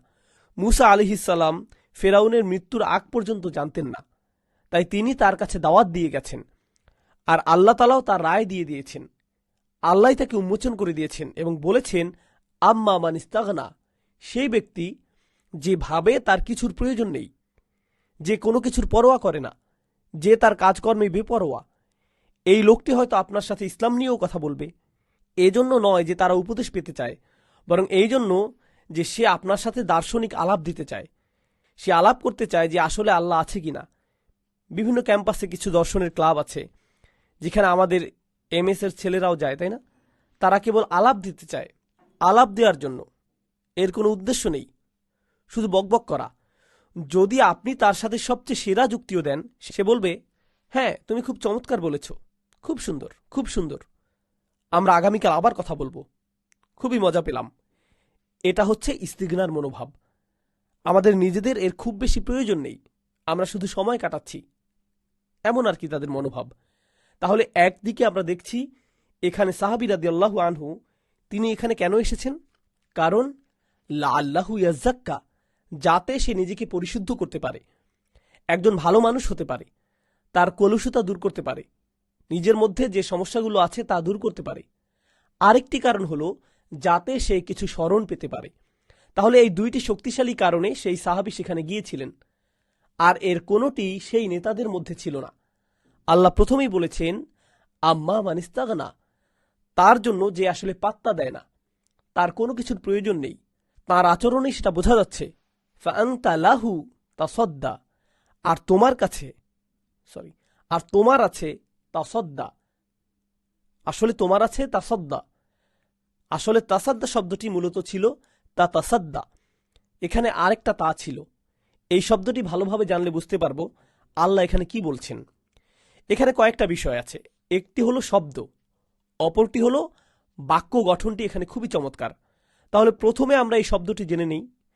এটা এসেছে সদ, দাল ও ইয়া থেকে, সদিউন। এটি সদা থেকেও এসেছে। সদা অর্থ হলো প্রতিধ্বনি, কোনো দেয়ালে শব্দ ছুরি দিলে যেভাবে এটা বারবার ফিরে আসে সেটা, এটাই হচ্ছে সদা। তাসদ্দা শব্দটি হলো কোনো কিছু নিরলসভাবে করা, কোনো কিছুতে বারবার ফিরে যাওয়া, যেমনিভাবে কোনো প্রতিধ্বনি আপনার কানে বারবার ফিরে আসে। তাহলে এখানে নবীজি সাল্লাল্লাহু আলাইহি সাল্লামকে বলা হচ্ছে আপনি তাদের কাছে বারবার করে ফিরে যাচ্ছেন, অর্থাৎ তারা আপনার কাছে কথা বলতে এসেছে, এরপর হঠাৎ এই বাধা এসেছে, তবু আপনি তাদের দিকে ফিরে গিয়েছেন। তাহলে আপনি সদ্দা করছেন, আপনি তাদের দিকে ফিরে গিয়েছেন, প্রতিধ্বনির মতো ফিরে গিয়েছেন, তাদের দিকে আলাপ করতে ফিরেছেন। তাসদ্দা শব্দটি দিয়ে এটাই বোঝাচ্ছে। কিন্তু এখানে আল্লাহ কেবল বলেননি তাসদ্দা, তিনি বলেছেন ফাআনতা লাহু তাসদ্দা। আংতা শব্দটি এখানে জুমলা ইসমিয়া। এটা জানার তাৎপর্য কেবল এটা নয় যে এটা ব্যাকরণগত সূক্ষ্মতা, এর তাৎপর্য হচ্ছে আপনি নিজেই ওদের দিকে ফিরে গিয়েছেন, মানে হলো তারা আপনার দিকে ফেরেনি। এখানে আংতা শব্দটি হচ্ছে আলা গায়রিল ফাইল, এটা দিয়ে বোঝায় ফাইল ছাড়া অন্য কিছু বোঝাচ্ছে। সুতরাং আপনি নিজে তাদের দিকে ফিরে গিয়েছেন। তাদের কি আছে? ইস্তিগনা। গত আয়াতে এসেছে তারা আপনার দিকে ফেরেনি, তারা এটাকে খুব হালকাভাবে নিয়েছে, আর আপনি তাদেরকে খুব গুরুত্বের সাথে নিয়েছেন। এই থেকে বোঝা যাচ্ছে যে কে উপরে আছে। একজন সেলসম্যান যখন কারো কাছে কিছু বিক্রি করতে চায়, যে সেই জিনিসের প্রতি আগ্রহী নয়, এই অবস্থায় কাকে দেখে মায়া লাগে আমাদের? সেলসম্যানকে দেখে মনে হয় অতি আগ্রহী, আর কাস্টমার খুব ঠান্ডা মেজাজে হেঁটে চলে যায়, কাস্টমার উপরে থাকে। এটা বোঝাটা খুবই গুরুত্বপূর্ণ, কারণ আল্লাহ তাআলা চাননি যেন নবীজি সাল্লাল্লাহু আলাইহি সাল্লামকে দেখে মনে হয় তিনি ওদের মুখাপেক্ষী। তিনি চাননি যে তিনি তাদেরকে ইসলামের দাওয়াত দেওয়ার জন্য বেশি উদ্গ্রীব। তার তো তাদের দরকার নেই, আল্লাহ তাআলারও তাদেরকে প্রয়োজন নেই সুবহানাহু ওয়া তাআলা। তাই আল্লাহ আযজা ওয়া জাল্লা তাকে উদ্গ্রীব হতে নিষেধ করলেন। তারা তার দিকে যেভাবে তাকায় না, তাকেও তিনি সেভাবে তাকাতে নিষেধ করলেন। তাই তিনি বললেন ফাআনতা লাহু তাসাদ্দা। সুতরাং তিনি বললেন ফাআনতা লাহু তাসাদ্দা ওয়া মা আলাইকা, আর আপনার কোনো দোষ নেই। এর ফল যাই হোক তাতে আপনার কোনো দোষ নেই। আলা শব্দটি ব্যাপক অর্থবোধক শব্দ, এর কয়েকটা অর্থ আছে। যদি তারা ইসলাম গ্রহণ না করে, এতে আপনার কোনো দোষ নেই। যদি সে নিজেকে পরিশুদ্ধ করতে না চায়, এটা প্রথম। আরেকটি অর্থ হচ্ছে এটা আপনার উপর ফরজ নয়, আপনি তার জন্য দায়ীও নন। আল্লাহ ইয়াজ্জাক্কা, যদি সে নিজেকে পরিশুদ্ধ না করে, কে এই সিদ্ধান্ত নিবে? সে নিজেই তার সিদ্ধান্তের জন্য দায়ী। তুমি তাকে পরিশুদ্ধ করতে পারবে না, আপনি কেবল তাকে জানাতে পারেন। বিগত সূরা এসেছে ইন্নামা আংতা মুনদিরুম মাইয়াখশাহা, যারা ভয় করে আপনি কেবল তাদেরকে সতর্ক করতে পারেন। দেখে মনে হচ্ছে এই সূরার প্রথম অংশটি যেন ওই আয়াতের তাফসির। গত সূরায় আল্লাহ বলেছেন আপনি কেবল একজন সতর্ককারী, যে ভয় করে তার জন্য, যে আখিরাতে ভয় করে। তাই বলা হয়েছে অহুয়া ইয়াখশা, যে ভয় করে সে নবীজি সাল্লাল্লাহু আলাইহি সাল্লামের কাছে এসেছে, আর এই লোকেরা ভয় করে না। এখানে তাদেরকে নিচে নামানো হয়েছে। এখানে আল্লাহ একটা অসাধারণ কথা বলেছেন, যা দিয়ে তিনি এইসব অহংকারী কাফিরদের মুখ উন্মোচন করে দিয়েছেন, যারা নবীজিকে একেবারেই বিশ্বাস করত না, কোনো কারণ ছাড়াই কেবল আলাপ দিতে চাইত। নিজেদের সেই দাওয়াত কবুল করার কোনো ইচ্ছাই ছিল না। আল্লাহ এখানে বলেননি ওমা আলাইকা ইল্লা ইয়াজ্জাক্কা। ইন শব্দটি এখানে হারফে শার্ত হিসেবে এসেছে। এতে আপনার কোনো দোষ নেই যদি সে নিজেই নিজেকে পরিশুদ্ধ না করে। কিন্তু আল্লাহ এখানে বলেছেন সে নিজেকে পরিশুদ্ধ করতে চায় না, অর্থাৎ তিনি তার আসল অবস্থাটি এখানে তুলে ধরেছেন। তিনি এখানে ধারণাপ্রসূত ছিলেন না, তিনি এখানে ধারণাপ্রসূত কিছু বলছেন না। আল্লাহ এখানে তার রাসূলকে বলেছেন যে তার অন্তরে নিজেকে পরিশুদ্ধ করার কোনো ইচ্ছা নেই। গত সূরায় ফিরাউন ও মুসার মধ্যকার যে আলোচনা হয়েছে, এখানেও সেই আলোচনা হচ্ছে। ফাকুল হাল্লাকা ইলা আন তাযাক্কা। গত সূরায় ফিরাউন ও মুসার মধ্যকার যে আলোচনা হয়েছে, এখানেও সেই আলোচনা হচ্ছে। ফাকুল হাল্লাকা ইলা আন তাযাক্কা, একই কথা এখানেও আলোচিত হচ্ছে। ফিরাউনের সমস্যা কি ছিল? সে মুখ ফিরিয়ে নিয়েছে। ফিরাউনের সমস্যা কি ছিল? সে মুখ ফিরিয়ে নিয়েছিল। ফাকাযযাবা ওয়া আসা সুম্মা আদবারা ইয়াসআ ফাহশারা ফানাদা ফাকালা আনা রাব্বুকুমুল আ'লা। তার ইস্তিগনা ছিল। সে মনে করেছিল তার এসব শোনার কোনো প্রয়োজন নেই। সে নিজেকে স্বয়ংসম্পূর্ণ ভেবেছিল। এখানেও তারা সেই একই মনোভাব দেখাচ্ছে। তাহলে সেটা কেবলই একটা গল্প ছিল না, বরং নবীজি সাল্লাল্লাহু আলাইহি সাল্লামের জীবনেও তেমন ঘটনার পুনরাবৃত্তি হচ্ছে। তাহলে অমা আলাইকা আল্লাহ ইয়াজ্জাক্কা আম্মা মান জাআকা ইয়াসআ ওয়া আম্মা মান জাআকা ইয়াসআ। আর যে আপনার কাছে ছুটে আসলো এতটা উদ্যমের সাথে, যা তার চাইতেও বেশি উদ্যম নিয়ে, ইয়াসআ দৌড়ে, তাড়াহুড়া করে। এই শব্দটি খুবই চমৎকার ও শক্তিশালী, কারণ এ থেকে আমরা গত সূরার একটা বিষয় মনে করতে পারি। গত সূরায় আল্লাহ আযজা ওয়া জাল্লা ফিরাউন সম্পর্কে বলেছেন সুম্মা আদবারা ইয়াসআ ফাহশারা ফানাদা ফাকালা আনা রাব্বুকুমুল আ'লা। ফিরাউনকে চিন্তা করুন, যেন সে তার প্রাসাদে আছে, তার নিজস্ব কামরায় আছে। যখন মূসার দাওয়াত ছড়িয়ে পড়তে লাগল, সে চিন্তায় দ্রুত হাঁটতে লাগল। হাঁটার গতি ছিল সাধারণ হাঁটার চেয়েও দ্রুত, কিন্তু দৌড়ানোর চেয়ে ধীর। সে দ্রুত হাঁটতে লাগল। তার হাঁটা ছিল অহংকারের হাঁটা। এখানে ভিন্ন ধরনের হাঁটার কথা বলা হচ্ছে। ওয়া আম্মা মান জাআকা ইয়াসআ, ওয়া আম্মা মান জাআকা ইয়াসআ। সে দ্রুত হেঁটে আপনার কাছে এলো, তাড়াহুড়া করে এলো। আর এটা হচ্ছে আব্দুল্লাহ ইবনে উম্মে মাকতুম রাদিয়াল্লাহু তাআলা আনহুর হাঁটা। এটা হচ্ছে নম্রভাবে হাঁটা, আল্লাহর ভয়ের জন্য হাঁটা। আগের ক্ষেত্রে কোনো আল্লাহর ভয় ছিল না, আর এটা হচ্ছে আল্লাহর ভয়ে হাঁটা। তারা দুজনেই হাঁটছে, কিন্তু ভিন্ন দুই দিক থেকে। সুবহানাল্লাহ। এরপর এখানে এসেছে ওয়া আম্মা মান জাআকা ইয়াসআ ওয়া হুয়া ইয়াখশা। তার কথা বলা হচ্ছে। তার আছে খাশিয়া, এবং সে ভয় করে। আল্লাহ কিন্তু বলেননি ওয়া ইয়াখশা, সে ভয় করে। তিনি বলেছেন ওয়া হুয়া ইয়াখশা, এবং সেই ভয় করে। এভাবে দমির ব্যবহৃত হলে বোঝা যায় আল্লাহ বোঝাতে চাচ্ছেন এখানে আরও কেউ আছে যার খসিয়া নেই, তার খসিয়া আছে। আপনি যাদের সাথে কথা বলছেন তাদের নেই, তাদের কথা ভুলে যান। তাদের কাছ থেকে ভালো কিছু আসবে না। এজন্যই গত সূরায় তিনি মনে করিয়ে দিয়েছেন ইন্নামা আংতা মুনদিরুম মাই ইয়াখশাহা। আপনি কেবল কাদেরকে সতর্ক করবেন? যাদের অন্তরে ভয় আছে। আল্লাহ বলেন, বাক্য গঠনে, ভাষার প্রয়োগ থেকে আমরা বুঝতে পারি কুরাইশ নেতাদের কোনো ভয় ছিল না। একইভাবে গত সূরায় যখন মূসা আলাইহিস সালাম ফিরাউনকে দাওয়াত দিয়েছিলেন, তিনি তাকে কি বলেছিলেন? ওয়াহদিয়াকা ইলা রব্বিকা ফাতাখশা। আমি তোমাকে তোমার রবের পথ দেখাবো, হয়তো তুমি খাশিয়া অর্জন করতে পারবে। তুমি এমন একজনকে ভয় করবে যিনি তোমার চেয়েও বড়। এরপর আল্লাহ তার নবীকে বললেন ফাআনতা আনহু তালাহা, আর আপনি তার থেকে মুখ ফিরিয়ে নিলেন। এই মুখ ফিরিয়ে নেয়া শব্দটি ব্যাখ্যার দাবি রাখে। তালাহা শব্দটি লাহু থেকে এসেছে, লাম, হা ও ওয়াও। সরল বাংলায় বলতে গেলে এর অর্থ হচ্ছে চিত্ত বিনোদন। সূরা জুমআয় যেমন এসেছে লাহওয়ান আও তিজারাতান, কিন্তু লাহু শব্দটি দিয়ে মূলত বোঝায় এমন কিছুতে নিজেকে ব্যস্ত রাখা যাতে আসল কাজকে ভুলে যাওয়া হয়। তাহলে এটা তুলনাবাচক শব্দ। আপনি এমন কিছু নিয়ে ব্যস্ত যা আপনার সময় নষ্ট করে দিচ্ছে, যা আরও গুরুত্বপূর্ণ কিছুতে কাজে লাগানো যেত। এটাই হচ্ছে লাহু, এটাই হচ্ছে লাহুন। তাহলে আল্লাহ বলেন তার ক্ষেত্রে আপনি এমন কিছুতে নিজেকে ব্যস্ত রেখেছেন যারা তার মতো গুরুত্বের দাবি রাখে না। এখানে আব্দুল্লাহ ইবনে উম্মে মাকতুমের কথা বলা হচ্ছে রাদিয়াল্লাহু আনহু। আল্লাহ তার রাসূলকে বলছেন সাল্লাল্লাহু আলাইহি সাল্লাম, আল্লাহ এই কুরাইশ নেতাদের অন্তরে দেখেছেন, তাদের অন্তরে কোনো খাশিয়া নেই, তাদের অন্তরে ইস্তিগনা রয়েছে, কোনো সম্ভাবনা নেই আল্লাহ ইয়াজ্জাক্কা, তাদের নিজেদেরকে পরিশুদ্ধ করার বা পরিষ্কার করার কোনো আশা নেই। তাদের সাথে কথা বলে সময় নষ্ট করবেন না, এর চেয়েও অনেক গুরুত্বপূর্ণ কাজ আপনার রয়েছে। যদি সেখানে কোনো আশা থাকত তাহলে হয়তো সেটাই হতো বেশি গুরুত্বপূর্ণ। সেশনের শুরুর দিকে আমরা এই ব্যাপারে কথা বলেছি, অমুসলিমদেরকে দাওয়াত দেওয়ার ব্যাপারে। সেখানে আশা আছে, সেটা অবশ্যই ভালো কাজে সময়কে খরচ করা, কিন্তু যেহেতু এখানে আল্লাহ ইতোমধ্যেই তাদের অন্তরকে লক্ষ্য করেছেন এবং নবীজি সাল্লাল্লাহু আলাইহি সাল্লামকে বলে দিয়েছেন যে তাদের অন্তরে কি আছে, সেহেতু এখানে সময় নষ্ট করার দরকার নেই। ফাআংতা আনহু তালাহা। কাল্লা, না না না, একদমই নয়। এখানে কাল্লা শব্দটি দিয়ে দুইটি জিনিস বোঝাচ্ছে। কেউ কেউ বলেছেন এটা দিয়ে জাজরা বোঝাচ্ছে, ভৎসনা করা, অর্থাৎ আল্লাহ এখানে কাফিরদের ভৎসনা করছেন, না তোমার জন্য নয়, চলে যাও, তোমার সাথে সময় নষ্ট করার সময় নেই, কাল্লা।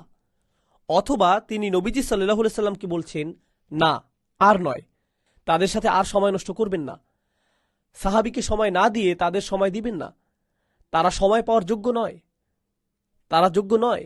কাল্লা, প্রাচীন আরবি ভাষায় কাল্লার আরেকটি অর্থ হচ্ছে হাক্কান, কোনো সন্দেহ নেই। এটাও কাল্লা শব্দটির আরেকটি অর্থ। ইন্নাহা তাযকিরাহ, এখানে দমির হা যিকরন শব্দটিকে নির্দেশ করছে, যা আগের আয়াতে এসেছে স্ত্রীবাচক হিসেবে। সেই স্মরণ আসলে স্মরণ করিয়ে দেওয়ার খুবই শক্তিশালী একটা উপায়। এখন বাক্যটি লক্ষ্য করুন, এটা খুবই চমৎকার একটা স্মরণিকা। এটা কোন সাধারণ স্মরণ করিয়ে দেয়া নয়, বরং এটা খুবই অসাধারণভাবে স্মরণ করিয়ে দেয়া। এর অর্থ হল যিকরা, এমন স্মরণিকা যা নবীজি সাল্লাল্লাহু আলাইহি সাল্লাম আব্দুল্লাহ ইবনে উম্মি মাকতুম রাদিয়াল্লাহু তাআলা আনহুকে দিবেন। এটা হচ্ছে সেই যিকরা, খুবই শক্তিশালী একটা শব্দ। তবে এর চেয়েও শক্তিশালী শব্দ হচ্ছে তাযকির। এটা এসেছে বাবে তাফঈল থেকে, তাযকির, আর একে আর সুউচ্চ করা হলে বলতে হয় তাযকিরাহ। এটা হচ্ছে সর্বোচ্চ শক্তিশালী শব্দ। সুতরাং আল্লাহ এখানে বলেছেন যে কোরআন কেবলমাত্র শক্তিশালী শব্দই নয়, এটা মারাত্মকভাবে শক্তিশালী একটা স্মরণিকা। এর চেয়ে বেশি শক্তিশালী কোনো স্মরণের মাধ্যম হয় না।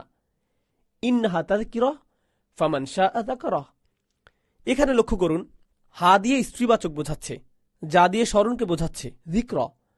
পরের আয়াতে আবার আমরা পাই ফামান শাআ যাকারাহ। তাহলে যে চায় সে এ থেকে ইঙ্গিত নিতে পারে, সে এ থেকে কিছু স্মরণ নিতে পারে। এখানে হা বলা হয়নি, বলা হয়েছে হু, যা দিয়ে পুরো কোরআনকে বোঝানো হচ্ছে। প্রথমে স্মরণের ব্যাপারে বলা হয়েছে, এটা শক্তিশালী একটা স্মরণিকা যা আল্লাহ এর অন্তর্ভুক্ত করে দিয়ে পুরো কোরআনের কথা বলেছেন। এই দুইটি বিষয়কে একসাথে জুড়ে দিয়েছেন। তিনি বলছেন, আমাদের শেখাচ্ছেন যে কোরআন হচ্ছে স্মরণ করিয়ে দেওয়ার সবচেয়ে শক্তিশালী মাধ্যম। আমরা কোরআনের আরেকটি জায়গায় একই রকম উদাহরণ পাই, ফাযাক্কির বিল কুরআন মান ইয়াখাফু ওয়াঈদ। ফাযাক্কির বিল কুরআনি মান ইয়াখাফু ওয়াঈদ, কোরআন দিয়ে স্মরণ করিয়ে দিন যে আমাকে ভয় করে। তাহলে এই দুইটি বিষয়কে একসাথে জুড়ে দেওয়া হয়েছে। সবচেয়ে শক্তিশালী স্মরণিকা হচ্ছে কোরআন। কাল্লা ইন্নাহা তাযকিরাহ ফামান শাআ যাকারাহ, যে চায় সে স্মরণ নেবে। আপনাকে ভাবতে হবে না কে চায় আর কে চায় না। আপনি বার্তা পৌঁছে দিন, আপনি শুধু সতর্ক করুন। তারা এটা নেবে কি না সেটা তাদের দায়িত্ব। ইনশাআল্লাহ আমরা আর একটি আয়াত পরে নামাজের বিরতি নেব। ফি সুহুফিম মুকাররমাহ, এই স্মরণিকা রাখা হয়েছে সুহুফে। সুহুফ শব্দটির আক্ষরিক অর্থ হচ্ছে ধর্মগ্রন্থ। সুহুফ শব্দটির সাথে অনেকগুলো শব্দ জুড়ে আছে। এটা এসেছে সহিফা থেকে, যার অর্থ ছড়ানো কাগজের মতো কিছু ছড়িয়ে ছিটিয়ে থাকা, যা মূলত ছিল লিখার জন্য। প্রাচীন ভাষায় একে কাগজ উল্টানো বলা হতো। তাহলে আল্লাহ মূল কোরআনকে লাউহে মাহফুজে রেখেছেন। এটা সেখানেই আছে। এটা এতটাই উঁচুতে, আর এই সব লোকেরা এতটা নিচে আছে যে তারা যেহেতু এটা মানতে চাইছে না, তাদেরকে আর এটা দেওয়ার জন্য উদ্গ্রীব হবার প্রয়োজন নেই। এটা তাদের থেকে এতটাই উঁচুতে যে তারা এর যোগ্য নয়। ফি সুহুফিম মুকাররমাহ, এটা হচ্ছে সবচেয়ে দামি কাগজ। অতএব এটা এমন কিছু নয় যে আপনাকে তা মানানোর জন্য অতি আগ্রহী হতে হবে। এভাবে আল্লাহ এর মর্যাদা সম্পর্কে বর্ণনা দিলেন। কোরআনের প্রতিটি আয়াত, কোরআনের মাধ্যমে ইসলামের দাওয়াত, কাফিরদের এই অহংকারের চেয়ে অনেক উঁচুতে এর অবস্থান, যে আমরা তাদের কাছে ভিক্ষা করব, তাদের হাতে পায়ে ধরব যেন তারা ইসলাম গ্রহণ করে। এই জিল্লার মনোভাব, এই শক্তিহীন মনোভাব কেবলমাত্র তাদের হতে পারে মুসলিমদের প্রতি। জিল্লাতিন আলা আল মুমিনিন, তাই না? আল্লাহ বলছেন তারা শক্তিহীন হয়ে পড়ে যখন তারা বিশ্বাসীদের সাথে কথা বলে। আমাদের কোনো জিল্লা থাকবে না যখন আমরা কাফিরদের সাথে মোকাবেলা করব। আমরা যখন দাওয়াত দেব, আমরা শক্তিহীনতা দেখাবো না। আমাদের দাওয়াতে রয়েছে সততা, যা একে সমুন্নত রাখবে। তো আমরা এখানে বিরতি নিচ্ছি। সুবহানাকা আল্লাহুম্মা ওয়া বিহামদিকা আশহাদু আল্লা ইলাহা ইল্লা আনতা নাস্তাগফিরুকা ওয়া নাতুবু ইলাইক। বিসমিল্লাহ। সূরা আবাসা পার্ট 2। আমরা সূরা আবাসার অধ্যয়ন আবারও শুরু করছি। শুরুতে কয়েকটি বিষয় বলতে চাই, যা আমি আগেই বলতে চেয়েছিলাম। আমার মনে হয় আপনারা এই বিষয়গুলো নোট নিলে ভালো হবে। প্রথম বিষয় হচ্ছে কাল্লা ইন্নাহা তাযকিরাহ। এই আয়াতে তাযকিরাহ শব্দটি স্মরণ বোঝাতে সবচেয়ে শক্তিশালী শব্দ। এটা আসলে এমন শব্দ, তাযকিরাহ শব্দটি দিয়ে এমন কাউকে বোঝায় যে স্মরণ না করে পারে না। কিন্তু এখানে গুরুত্বপূর্ণ হলো কেন কোরআনে একে আত্মস্মরণ বলা হয়েছে। কোনো খবর, তথ্য বা জ্ঞান না বলে স্মরণ কেন? জ্ঞান তো সবসময় নতুন থাকে, কিন্তু স্মরণ করা হয় এমন কিছু যা পুরনো। যা স্মরণ করা হয় তা আপনি ইতিমধ্যেই জানেন। তাহলে কোরআন যদি নতুন ওহী হয়ে থাকে, তাহলে কেন একে স্মরণিকা বলা হচ্ছে? এই শব্দটি এখানে আরও ব্যাপক অর্থে ব্যবহৃত হয়েছে। তা হল সব মানুষই পৃথিবীতে আসার আগে আল্লাহ তাআলাকে স্বীকার করেছে যে আল্লাহ আজ্জা ওয়া জাল্লাই হচ্ছেন তাদের রব। আল্লাহ আজ্জা ওয়া জাল্লা আমাদেরকে জিজ্ঞেস করেছিলেন, এটা আছে সূরা আরাফে, আলাস্তু বিরব্বিকুম, আমি কি তোমাদের রব নই? ক্বালু বালা শাহিদনা, আমরা সাক্ষ্য দিচ্ছি অবশ্যই, কেন নয়? তো এটা এমন একটা বিষয়, আমরা মানুষেরা যার ব্যাপারে আগে থেকেই অবগত। মানুষের ফিতরাতেই এটা রয়েছে। আমরা আল্লাহ আজ্জা ওয়া জাল্লার প্রতি বিশ্বাস নিয়েই জন্মেছি। তার নির্দেশনা অনুসরণ করা, এটা আমাদের মধ্যে প্রকৃতিগতভাবেই আছে। আমরা আমাদের এই স্বভাবকে ভুলে গিয়েছি, যা রাসূলুল্লাহ সাল্লাল্লাহু আলাইহি ওয়াসাল্লাম ফিতরাত সংক্রান্ত হাদিসে উল্লেখ করেছেন।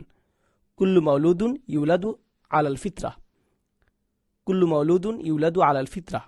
এটা আমরা আরবাঈনা নাবাবিতেও পাই, ইমাম নববীর 40 হাদিসের সংকলনে। প্রত্যেক নবজাতকই জন্ম নেয় কিছু ফিতরাত বা স্বভাব নিয়ে। আল্লাহ এই ফিতরাতের ব্যাপারে বলেন, ফিতরাতুল্লাহ আল্লাতী ফাতারান-নাসি আলাইহা। এটা মানুষের এমন ধরন যা আল্লাহ তাআলা প্রত্যেক মানুষের মধ্যে দিয়ে দিয়েছেন। এখন এই ফিতরাতের ব্যাপারে নবীজি সাল্লাল্লাহু আলাইহি ওয়াসাল্লাম বলেছেন, বয়সের সাথে সাথে আপনার সংস্কৃতি, পরিবারের ধর্ম, তারা তাকে ইহুদি বানায়, তারা তাকে খ্রিস্টান বানায়, তারা তাকে মাজুসি বানায় ইত্যাদি। এই সকল ধর্মের লোকেরা তাদের পরিবেশকে আপনার উপর চাপিয়ে দিয়েছে। কিন্তু আপনার ফিতরাতে কি ছিল? ইসলাম, আল্লাহর কাছে আত্মসমর্পণ। তাহলে কোরআন এখানে আপনাকে আপনার ফিতরাতের দিকে ডাকছে। এটা আপনাকে এমন কিছুর স্মরণ করিয়ে দিচ্ছে যা ইতিমধ্যেই আপনার অন্তরে ছিল। এজন্য একে বলা হয় তাযকিরাহ। এখন তাযকিরা দিয়ে কি লাভবান হবে? যার মধ্যে তার ফিতরাতের কিছু অংশ বাকি রয়েছে। মনে করুন আপনার মনে কিছুটা আলো অবশিষ্ট রয়েছে, তখন কোরআনের আলো আসলো, এই দুই আলো একসাথে মিলে গেল, একে বলা হয় নূরুন আলা নূর, আলোর মধ্যে আলো। কিন্তু এখানে যে লোকদের কথা বলা হচ্ছে তাদের কোনো আলো ছিল না। আল্লাহ বলছেন তাদের মধ্যে নিজেদের পরিশুদ্ধ করার কোনো ইচ্ছাই ছিল না। তারা মনে করে তাদের আর কোনো কিছুরই প্রয়োজন নেই। তারা মনে করছে না যে তাদের কোনো রব দরকার। তাহলে তাদের মধ্যে নিজেদের পরিশুদ্ধ করার কোনো ইচ্ছাই নেই। অর্থাৎ যদি এত শক্তিশালী স্মরণিকাও কোনো প্রভাব ফেলতে না পারে, তাহলে এদের দিয়ে আর কোনো আশা নেই। এদের নিয়ে এত ভেবো না, কারণ তাদেরকে কোনো ছোট বার্তা দেয়া হয়নি। যখন আপনি কাউকে কোনো কিছু বোঝাতে চান কিন্তু তারা আপনাকে বিশ্বাস করে না, তারা আপনার কথা গ্রহণ করে না, আপনি মনে করতে পারেন হয়তো আমি তাদেরকে ঠিকভাবে বোঝাতে পারছি না, হয়তো এই বিষয়গুলি আরও ভালোভাবে বলা যেত, যদি আমি সুন্দরভাবে বোঝাতে পারতাম, হয়তো তারা বিশ্বাস করত। কিন্তু আল্লাহর কথায় নবীজি আত্মবিশ্বাস পেলেন সাল্লাল্লাহু আলাইহি সাল্লাম। কখনো এমনটি ভাববে না, কখনো ভাববে না যে তোমার কথায় কোনো গলদ আছে। এটা তো তাযকিরা, এটা হচ্ছে সবচাইতে শক্তিশালী স্মরণিকা। তাহলে কারো যদি এটা শুনেও কোনো লাভ না হয়, তাহলে এটা তোমার সমস্যা নয়, এটা তাদের সমস্যা। কাল্লা ইন্নাহা তাযকিরা ফামান শাআ যাকারা। যে সত্যিই চায় সে একে মনে রাখবে, নিজের মধ্যে একে ধারণ করবে এবং এ থেকে উপকৃত হবে। এবার আল্লাহ আযজা ওয়া জাল্লা এর সুউচ্চ অবস্থান সম্পর্কে অবগত করছেন। কিভাবে এটা এত শক্তিশালী, এটা কোথা থেকে এসেছে, কিভাবে এটা শুধু মানুষের তাযকিরা নয়, এই স্মরণ কেবল একজন মানুষ অপর মানুষকে করবে তাই নয়, এই স্মরণ আল্লাহর পক্ষ থেকে এসেছে। ফি সুহুফিন মুকাররমা, এমন পত্রে যা মহান বা মহিমান্বিত, সম্মানিত। মুকাররমা আরবি ভাষায় তাকরিম থেকে এসেছে। মারফু আতিন, একে সুউচ্চ করা হয়েছে। মুতাহহারা, পবিত্র করা হয়েছে। এগুলো হচ্ছে আল্লাহ সুবহানাহু ওয়া তাআলার বর্ণিত পত্রের বিশেষণ। বেশিরভাগ আলেম মন্তব্য করেছেন এই পত্র হচ্ছে লাউহে মাহফুজ, এখানে ওহীকে সংরক্ষিত করা হয়েছে। তো এখানে কাফেরদেরকে বলা হচ্ছে, আর কাফেরাও এই আয়াত শুনছে। মনে রাখবেন, মক্কি যুগের কোরআন দাওয়াতের মাধ্যমও বটে, তারাও এটা শুনছে। তাহলে তাদেরকে জানানো হচ্ছে যে তারা এই পবিত্র নির্ভুল প্রমাণ্য শুনতে পাচ্ছে, যা সুউচ্চ জায়গায় সংরক্ষিত আছে, যা সর্বোচ্চ নিরাপদ জায়গায় আছে। তারা যে এটা শুনতে পারছে, এটাই তাদের আসার জন্য যথেষ্ট হওয়া উচিত। কিন্তু যদি এটাও আপনার মধ্যে কোনো প্রভাব রাখতে না পারে, তাহলে কি আপনার মধ্যে প্রভাব রাখবে? তাহলে এই কথায় আসলে তার সুমহান বাণীকে মহিমান্বিত করা হয়েছে এবং কাফেরদেরকে ছোট করা হয়েছে। মনে আছে, আমরা আগে বলেছিলাম যে তারা তাকে খুবই সাধারণভাবে নিয়েছিল, আর নবীজি সাল্লাল্লাহু আলাইহি সাল্লাম তাদেরকে খুব গুরুত্বের সাথে নিয়েছিলেন, যেন তারাই কর্তৃত্বের আসনে। এবার আল্লাহ ইসলামের বার্তা দিয়ে ইসলামের নবীকে আধিপত্য দিলেন। বিআইদি সাফারা, এটা হস্তান্তর করা হয়েছে, এটা রয়েছে সাফারার হাতে। সাফারা শব্দটি আরবি ভাষার চমৎকার একটা শব্দ। এর অর্থ লেখক। এর অর্থ মূলত সিফর শব্দটি দিয়ে বোঝায় এমন বই যা উন্মোচন করে।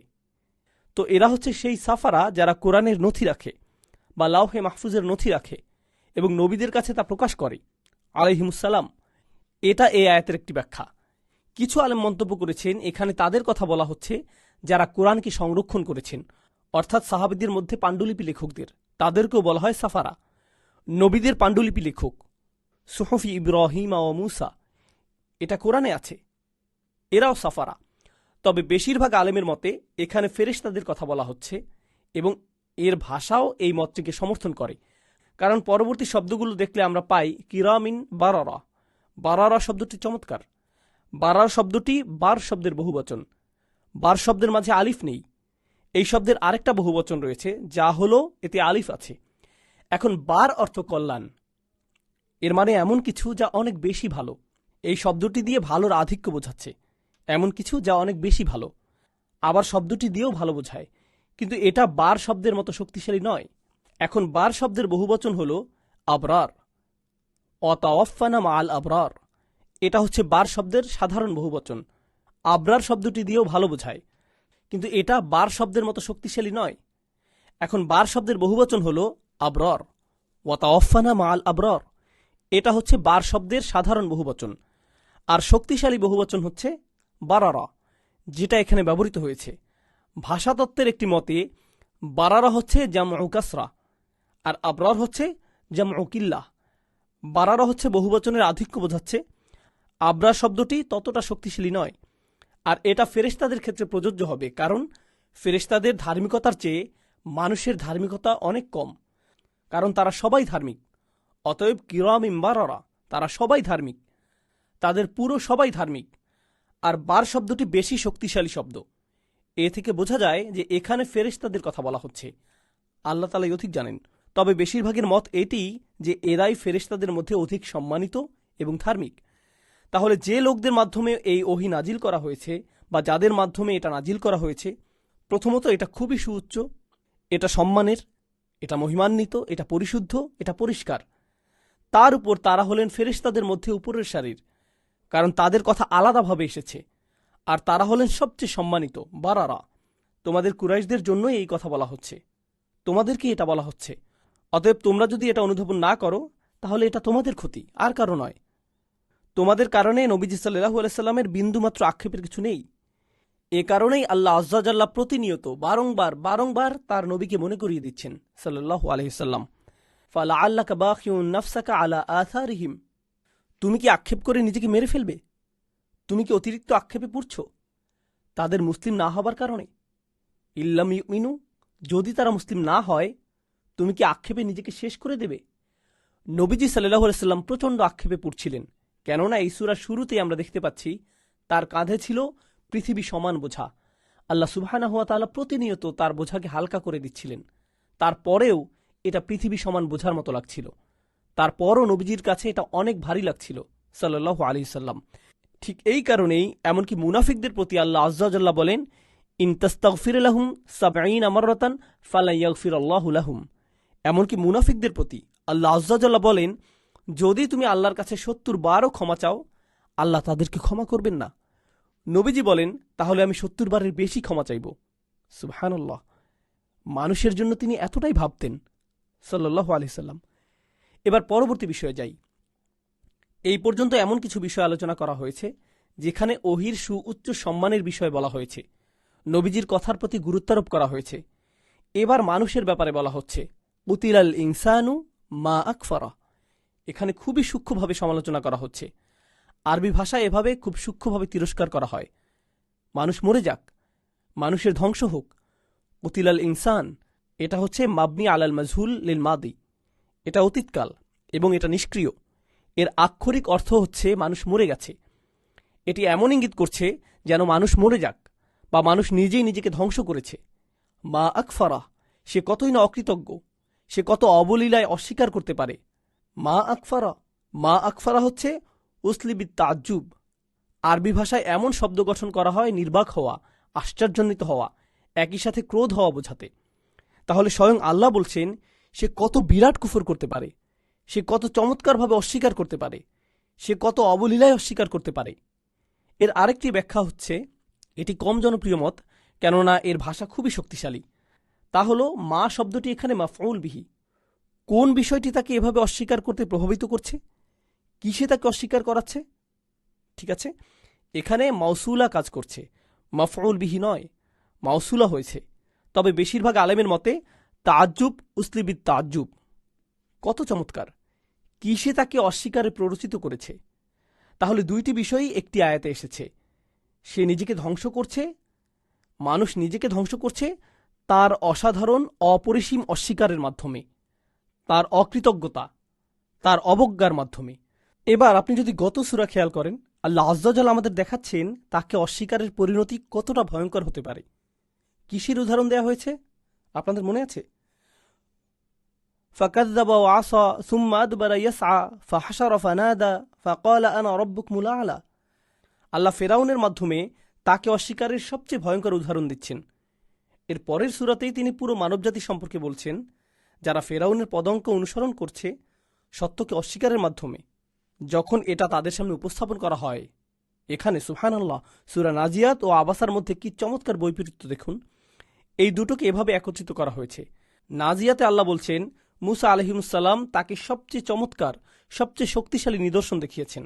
ফাআরাহুল আয়াতাল কুবরা, মুসা আলাইহিসসালাম তাকে অফুরন্ত নিদর্শন দেখিয়েছেন, তিনি তাকে দেখিয়েছেন। এরপরেও সে তার বিরোধিতা করেছে, এরপরেও সে কুফর করেছে। সে কত চমৎকারভাবে কুফর করেছে, সে তা দেখতে পাচ্ছে, তারপরও কুফর করছে। আর এই সূরায় আল্লাহ তাদেরকে কি দেখাচ্ছেন? তিনি তাদেরকে দেখাচ্ছেন তাযকিরাহ বিআইদি সাফারাহ কিরামিন বারারাহ। তিনি তাদেরকে এমন সুস্পষ্ট নিদর্শন দেখাচ্ছেন, এরপরেও তারা কুফর করছে। সেখানে ছিল মুসা আলাইহিস সালামের লাঠি, এখানে নিদর্শন হচ্ছে কোরআন, এবং উভয়ের সামনেই এটা রয়েছে, দুজনেই দেখতে পাচ্ছে। এরপরেও তারা কিভাবে পারে অস্বীকার করতে? আগের সূরায় তার অস্বীকার করার সাথে জড়িত ছিল অহংকার। এখানেও আল্লাহ অহংকারের বিষয়টি তুলে এনেছেন। সে নিজেকে কি মনে করে? মিন আইয়ি শাইইন খালাকাহ। পরবর্তী আয়াত, সে কি মনে করে তাকে কি দিয়ে বানানো হয়েছে, তাকে কি দিয়ে, কোন বস্তু দিয়ে বানানো হয়েছে? এরপর মানুষ বলছে এর মানে কি? মিন নুতফাতিন খলাকাহু ফাকাদ্দারাহ।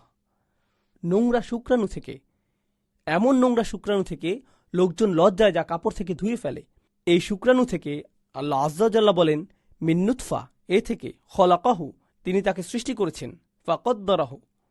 আরবি ভাষায় তাকদীর শব্দটি খুবই শক্তিশালী শব্দ। এর সাথে সম্পর্কিত আরেকটা চমৎকার শব্দ হলো খারাসা। খারাসা শব্দের অর্থ হলো ক্ষিপ্র গতিতে ওঠানামা করা। যেমন আমরা দেশে স্টক মার্কেটে যেমনটি করি, ক্ষিপ্র গতিতে ছুরি দেয়া, বা রিয়েল এস্টেট, হয় এটা উপরে উঠবে আবার এটা নিচে পড়বে। আপনারা বিশ্বাস করবেন না, আমি নিউ ইয়র্কে বিজনেস স্কুলে পড়তাম এবং মিড টাউন ম্যানহাটন ছিল সেখানকার সবচেয়ে দামি ওয়াল স্ট্রিট, সবচেয়ে বেশি দামের ব্রোকারেজ ফার্ম, বিশাল বিশাল বিল্ডিং। একদম ছোট ছোট রুমের ভাড়াই ছিল $9,000 $10,000। কত হবে? 4,000 স্কোয়ার ফিট বা এমন হবে। এবং এই সকল বিল্ডিংয়ের প্রথম তলায় কারা থাকতো জানেন? মনস্তাত্ত্বিক, হস্তবিশারদরা। 50 স্ট্রিট, ম্যাডিসন অ্যাভিনিউতে, পার্ক অ্যাভিনিউতে। এটা ছিল পুরো বিশ্বের সবচেয়ে দামি রিয়েল এস্টেট কোম্পানির একটি। সেখানে এইসব মনস্তত্ত্ব বিশারদরা জায়গা পেত। কেন জানেন? কারণ সেই সব কোটি কোটি ডলারের এক্সিকিউটিভরা যখন বিরাট দান মারতে যেত, তারা যখন এই স্টক সেই স্টক নিজেদের টাকা লগ্নি করতে যেত, তারা কি করত? তারা সেই সব হস্তবিশারদদের কাছে যেত। আমার কি রঙের টাই পরা উচিত, আমার মোজা কি আমার জুতার সাথে মিলেছে, এরকম আর কি। তারা এই সমস্ত কুসংস্কারে এতটাই বিশ্বাসী ছিল। এটাই হচ্ছে খারাসা বা খার্স, বিশালভাবে অনুমান করা। কিন্তু এখানে এসেছে তাকদীর। তাকদীর হচ্ছে এমন অনুমান যা খুবই সূক্ষ্মভাবে হিসেব নিকেশ করে করা হয়। আল্লাহ আজ্জাল্লাহ মানুষের সম্পর্কে বলেন, তিনি এই শুক্রাণু নিয়েছেন এবং তিনি সেখানে তাকদীর করেছেন। আপনি কতটা লম্বা হবেন, আপনার গায়ের রং কি হবে, আপনার দুটি চোখই ভালো হবে কিনা, আপনার স্বাদ কেমন হবে, আপনি কোন ভাষায় কথা বলবেন, আপনি কতটা মেধাবী হবেন, আপনার ব্রেইনের কোন কোন অংশ বেশি ব্যবহৃত হবে, আপনি কতদিন বাঁচবেন, আপনি কি খাবেন, আপনি কখন খাবেন, আপনার কি কি রোগ হবে, আপনি কি সুস্থ হবেন কিনা, আপনার বাবা মা কারা হবে, আপনার সন্তান সন্ততি কারা হবে, আপনি কি চাকরি করবেন, আপনি কিসে সময় কাটাবেন, আপনি কি ব্যবসা করবেন, আপনার কোন ব্যবসা ব্যর্থ হবে, এই সব কিছুই খুব সূক্ষ্মভাবে হিসেব করা হয়েছে।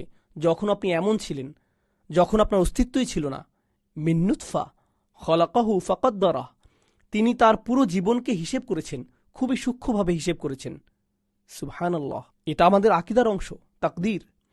তাহলে আল্লাহ আজ্জাল্লাহ এই কাফেরকে বলছেন, তুমি তোমাকে ধ্বংস করেছ, তুমি কত অবলীলে অস্বীকার করতে পারো, তুমি কোত্থেকে এসেছ সেটা একবার ভাবো।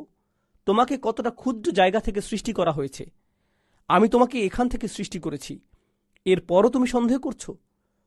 তোমরা সবাই এটা ভুলে গিয়েছো এবং কতটা অবলীলায় তোমরা এই সব কিছুকে অস্বীকার করছো। এর বিপরীতে সূরা নাজিয়াতের বর্ণনাটি দেখুন। সেখানেও আল্লাহ মানুষকে তার অবস্থান সম্পর্কে বলছেন। সেখানে তিনি বলছেন, ওয়া আনতুম আশাদ্দু খালকান আমিস সামা বানাহা। তোমাকে বানানো কি বেশি কঠিন কিছু, নাকি এই সুউচ্চ আকাশমণ্ডলী? রফা আসামকাহা ফাসাওয়াহা। তাহলে আমাদের সাথে আকাশের তুলনা করা হয়েছে। এখানে আমাদেরকে, আমরা কোত্থেকে এসেছি তার সাথে তুলনা করা হয়েছে, নুতফা থেকে। সুবহানাল্লাহ। এবং এই জায়গাতেই আল্লাহ অহংকারকে চূর্ণ করেছেন আলাদাভাবে। এরপর তিনি বলছেন, সুম্মা সাবিলা ইয়াসসারাহ। এটা বিশেষভাবে সেই পথ যা আল্লাহ মানুষের জন্য তৈরি করেছেন, তিনি তার জন্য সহজ করেছেন। আলেমগণ মন্তব্য করেছেন, এটা হচ্ছে সেই পথ, সাবিল, যার মাধ্যমে সন্তান মায়ের গর্ভ থেকে বের হয়ে আসে। তুমি কি নিজেই এই রাস্তা তৈরি করেছ? আল্লাহ আজ্জাল্লাহ তোমার জন্য এই রাস্তা তৈরি করেছেন যাতে তুমি পৃথিবীতে আসতে পারো। তুমি কতটা ক্ষুদ্র যে তুমি নিজে সেই পথে যেতে পারতে না, আল্লাহ তোমার জন্য একে সহজ করেছেন। সুম্মা সাবিলা ইয়াসসারাহ। এরপর আলেমগণ মন্তব্য করেছেন, একই সাথে আল্লাহর খুলে দেয়া এই সাবিল, এই পথ হচ্ছে সেই পথ যা আল্লাহর দেখানো হেদায়েত রয়েছে। অর্থাৎ আল্লাহ তোমার জন্য হেদায়েতের পথকে সহজ করেছেন। তিনি তোমাদেরকে নবীজির সাহচর্য দিয়েছেন, পরিষ্কার ওহী নাজিল করেছেন, খুব শক্তিশালী স্মরণিকা দিয়েছেন। তিনি তোমাদের মধ্যে সহজাত প্রবৃত্তি দিয়েছেন। এই হেদায়েতের পথে পৌঁছানোর জন্য কত কিছু আল্লাহ দিয়েছেন। অনেক কিছু আল্লাহ তোমার জন্য সহজ করে দিয়েছেন। এরপরও তুমি অস্বীকার করতে পারো? এত কিছুর পরেও এত অবলীলায় তুমি সবকিছুকে অস্বীকার করে জীবনে পথ চলছ যেন কিছুই হয়নি। সুম্মা সাবিলা ইয়াসসারাহ। এরপর আল্লাহ আজ্জাল্লাহ বলছেন, সুম্মা আমাতাহু ফাআকবারাহ। তোমার জন্য সেই পথকে সহজ করার পরে, পৃথিবীতে চলার পথ সহজ, হেদায়েতের সহজ পথ, জীবনের প্রতিটি ধাপকে সহজ করার পর, সুম্মা আমাতাহু, এরপর তিনি তাকে মৃত্যু দেন। তুমি নিজে তোমার মৃত্যু ঘটাতেও পারো না। তুমি মনে করেছ তোমার জীবনের নিয়ন্ত্রণ তোমার হাতে? তোমার মৃত্যুর নিয়ন্ত্রণই তো তোমার হাতে নেই। ফাআকবারাহু। এরপর তিনি তাকে কবরে পাঠান, তিনি তাকে কবরস্থ করেন। ফাআকবারাহ, তার মৃত্যুর পর। আরবিতে কবর শব্দ দিয়ে বোঝায় পৃথিবীতে প্রবেশ করা।